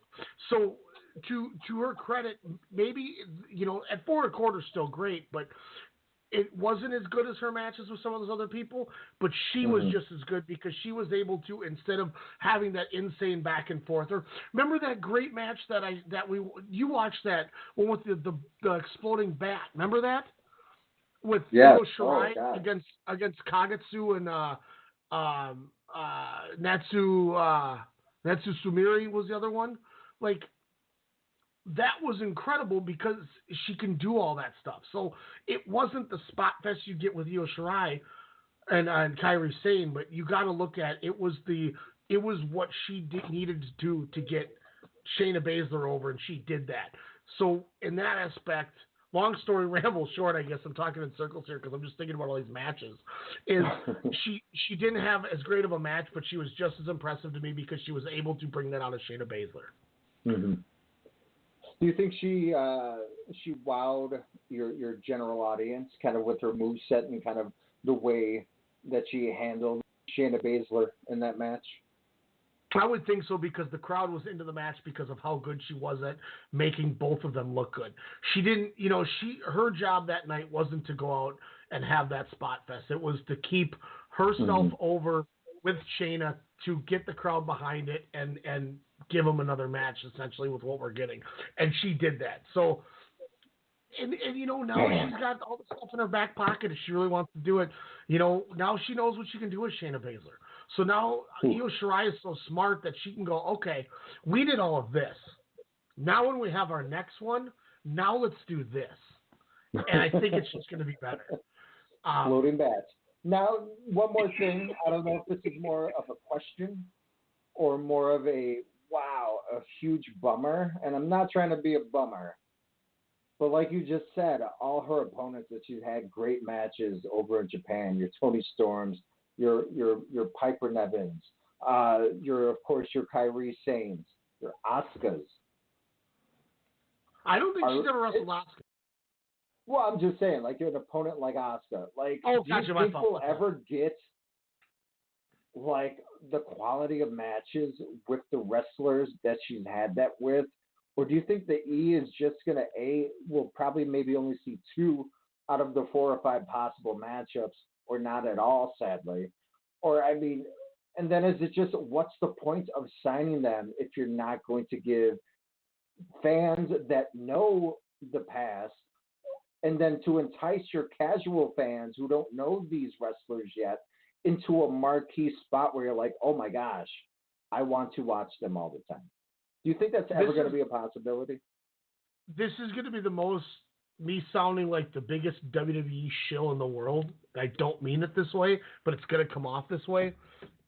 By signing Io Shirai, you kept her in your back pocket until you're ready to start doing something with Kairi Sane and getting her moved up. So when you moved up Kairi Sane, that's when you put Shayna Baszler, or you put Io Shirai in the same role. The casual fans that don't watch any of the other stuff, that have no idea what Io Shirai and Kairi Sane have ever done, are not going to be sitting on a limb going, damn, I wish we could have that. Because what they want to see is Shayna Baszler, who's their killer on their company, watch Io Shirai with her, and oh my God, is she going to be able to beat her? So I don't think it's going to hurt that much for the majority of people, because it's not something they even know could exist, but they're super happy with what is existing. Wow. Okay. I know you signed these people, and they did it with Shinsuke and AJ and gave us that match. So who's to say maybe on the main roster one day we don't get her and, Io against Kairi Sane? I'm not saying it couldn't happen, but I don't think they need it to happen, because they're giving us great matches without having to do that. Now they can use Kairi Sane something else. God knows what it is. But, in a perfect world, I'd be saying to you, hey, let's have Io Shirai at the next takeover and have her work Toni Storm. Well, and no, to be fair, they did, remember?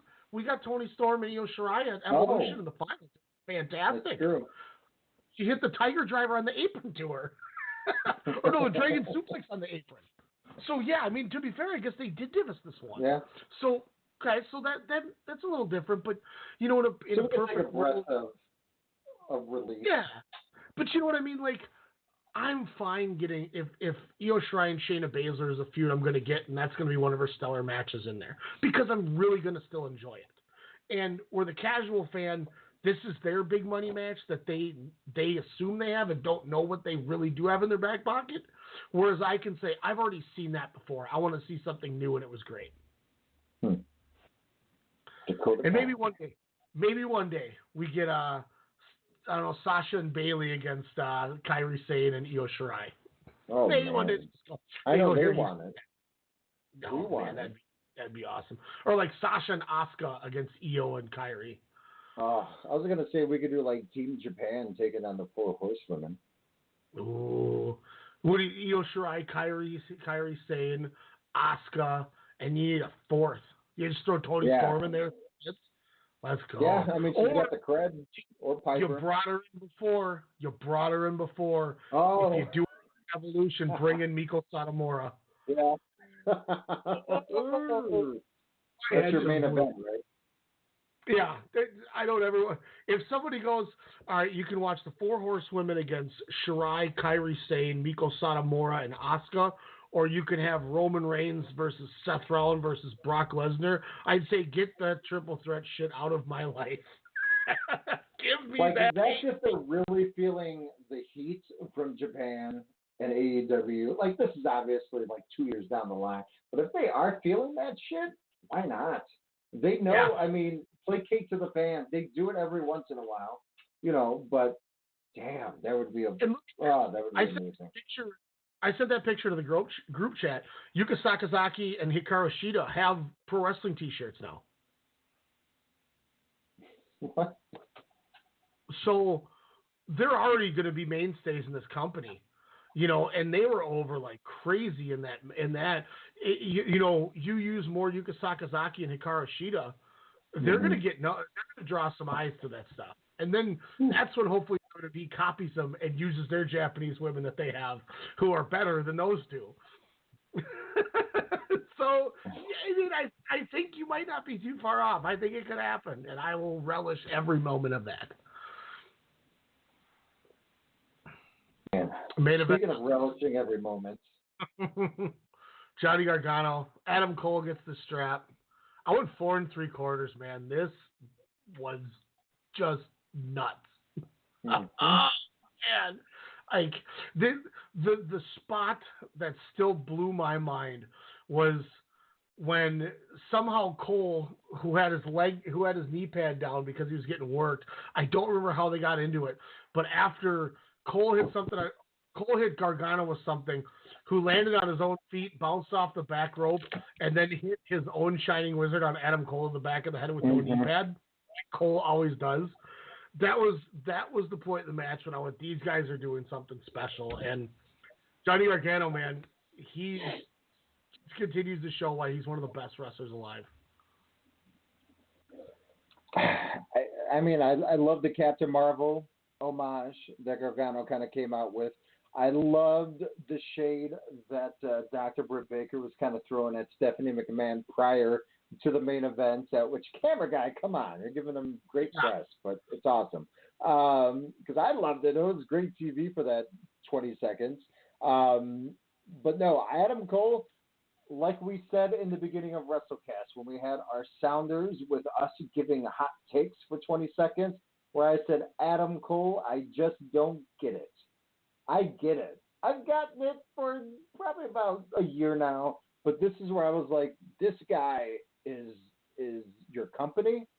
He is your champion, whether it's NXT or whenever, he gets called up, which I don't know, man. I think these guys are happier staying down in NXT because they have, it seems like, a little bit more creative freedom, at least partnerships, kind of with, the agents and the writers, producers, what have you. And this match showed it.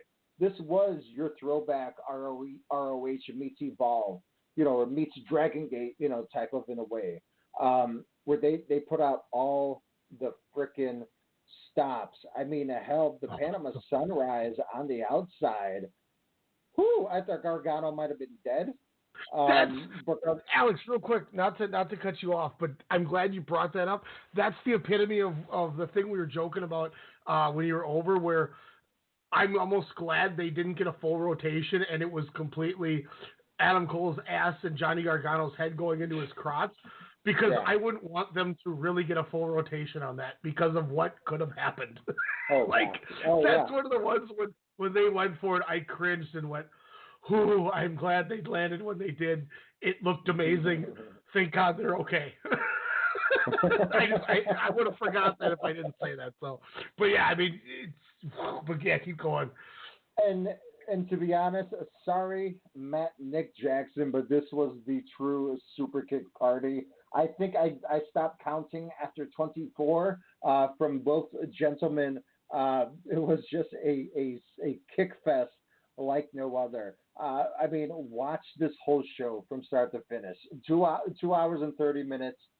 38 minutes. Good. I think it's like 2 hours and 15 if you take out all the promos, or the entrances. But and watch the promos because it helps entice you. I'm not a weekly NXT watcher. I should be. I'm not a weekly NXT UK watcher. I should be. We're going to get Ring Comp versus British Strong Style, for God's sakes. That's going to be nuts.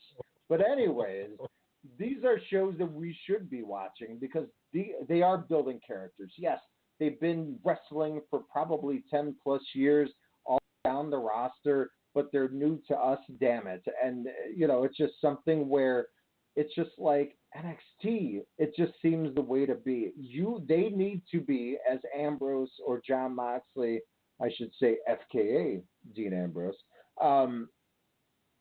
should be, where he's like, you got to pay these guys more money.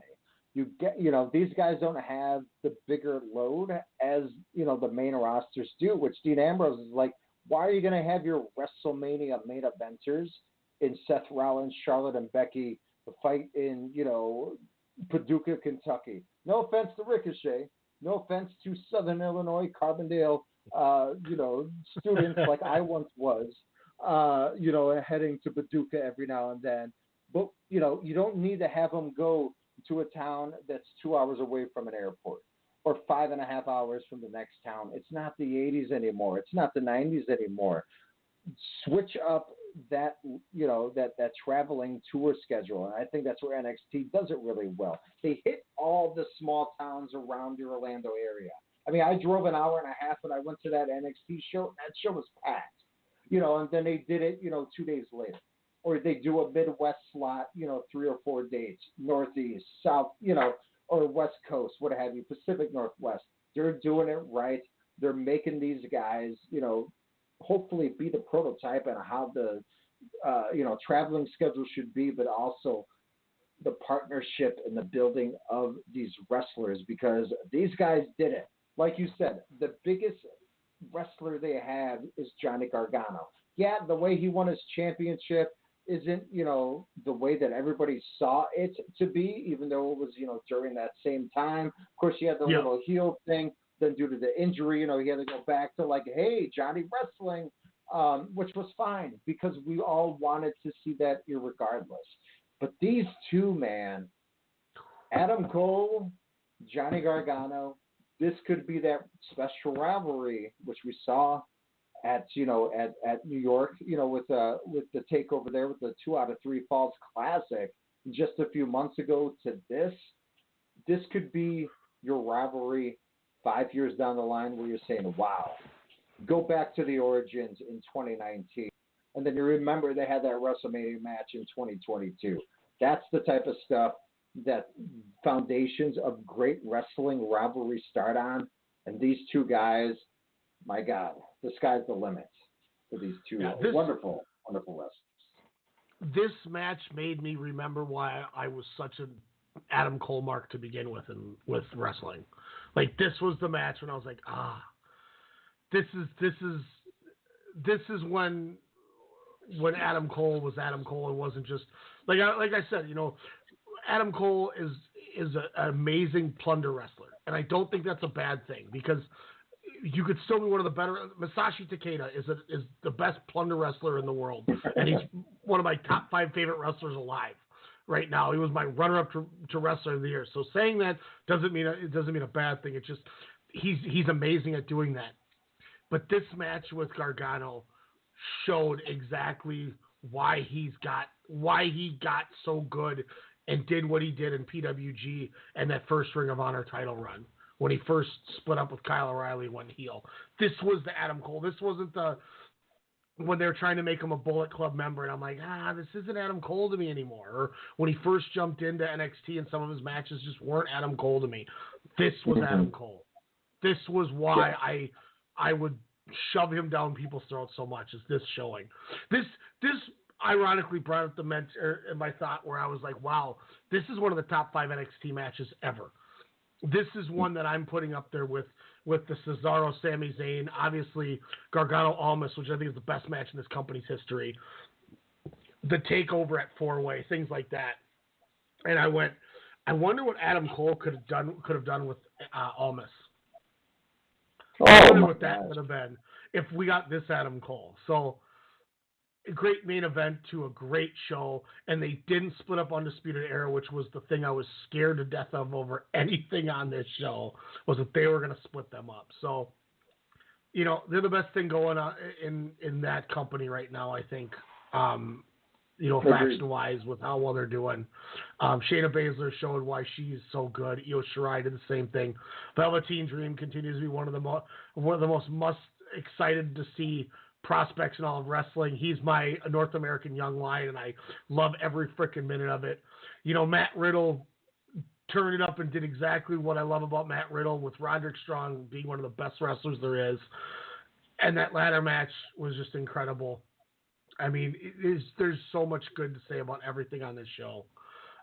It's going to be hard to not put this on the match or the show of the year category. It's going to be one of the ones that we're going to have to look at to get put on that back. Hell, you could almost put any show from Phoenix to the New York one where we got Walter Dunn one. They just continue to. That's why. And that's the hard part. That's the hard part with I think NXT runs into the same problem that like New Japan has with the G1, where it's like, well, God, we could put 6 G1 nights in the running, but we can't. You just can't oversaturate it. We looked at some of those shows. Remember, it was like, all right, we got 5 nights of the G1. How do we dwindle this 14. Down? Yeah. And it was like, okay, well, this is how, but that's kind of the takeover thing. It's like, all right, there's so many really good takeovers. We got to just pick one, maybe 2. This I think is the front runner for me right now. This was incredible. Yeah. Hands down.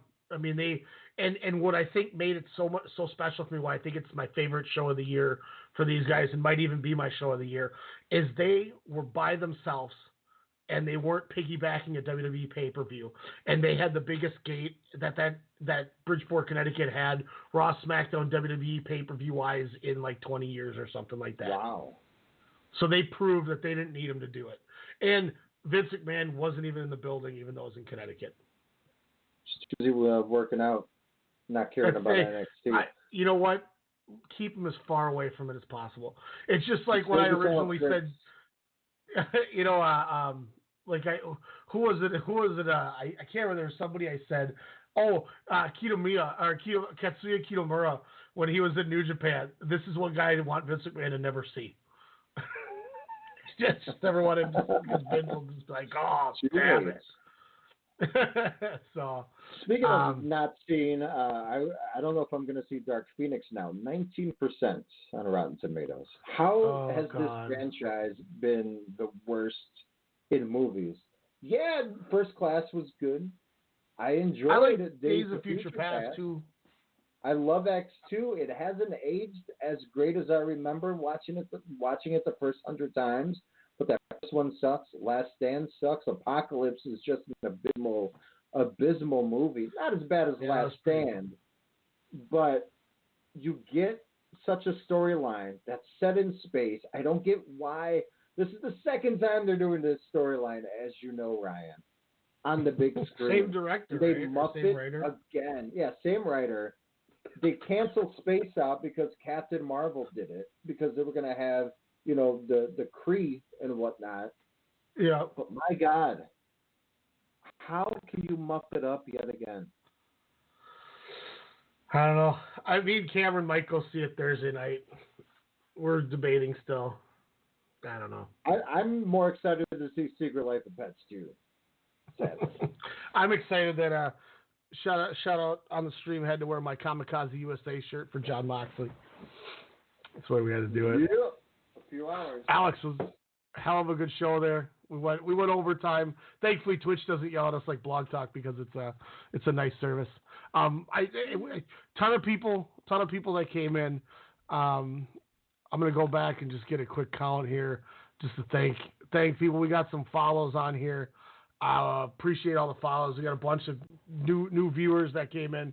So there was a ton of people that stayed with us. We had a lot of people in here at one point. So appreciate everybody who stuck around, watched this show. It was an awesome time. What up, Jeff? How are we doing tonight? I got Giannis. I got Oppo Giannis. But we thank y'all who were sitting there watching, talking wrestling with us for the last 2.5 hours. Once again, iTunes, Stitcher, Google Play, Radio TuneIn, iHeartRadio, Player FM, Spotify, WrestleCast Radio, Strong Style Media. We're on everything. Blog Talk Radio, we're on all of that too. Hit us up on everything you can subscribe to at WrestleCast_SSM on Twitter. And go over to ProWrestlingTees.com/WrestleCast Radio. Get the T-shirts.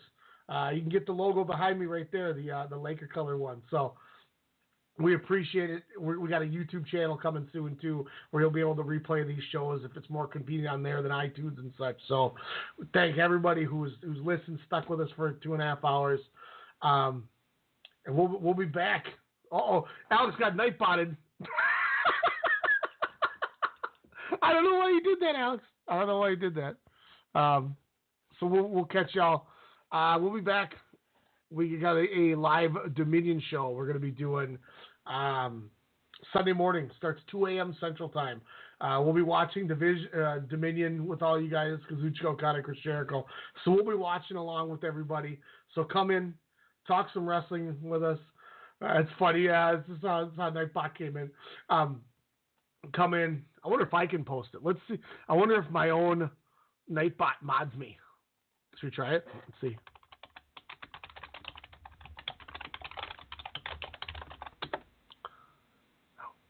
Didn't get botted. I didn't get hit by the Nightbot. But once again, if you're watching Dominion, Okada Jericho, that show, swing through the chat. Talk to us. We'll be watching it live. As long as we're both awake and we can make this happen, but we're gonna try to do it live. Oh yeah. Let me redo it. Bada boom. The realest link in the room. I shouldn't have done that. Thanks again, guys. We appreciate y'all coming in, watching. We'll talk to you with Dominion. Peace out.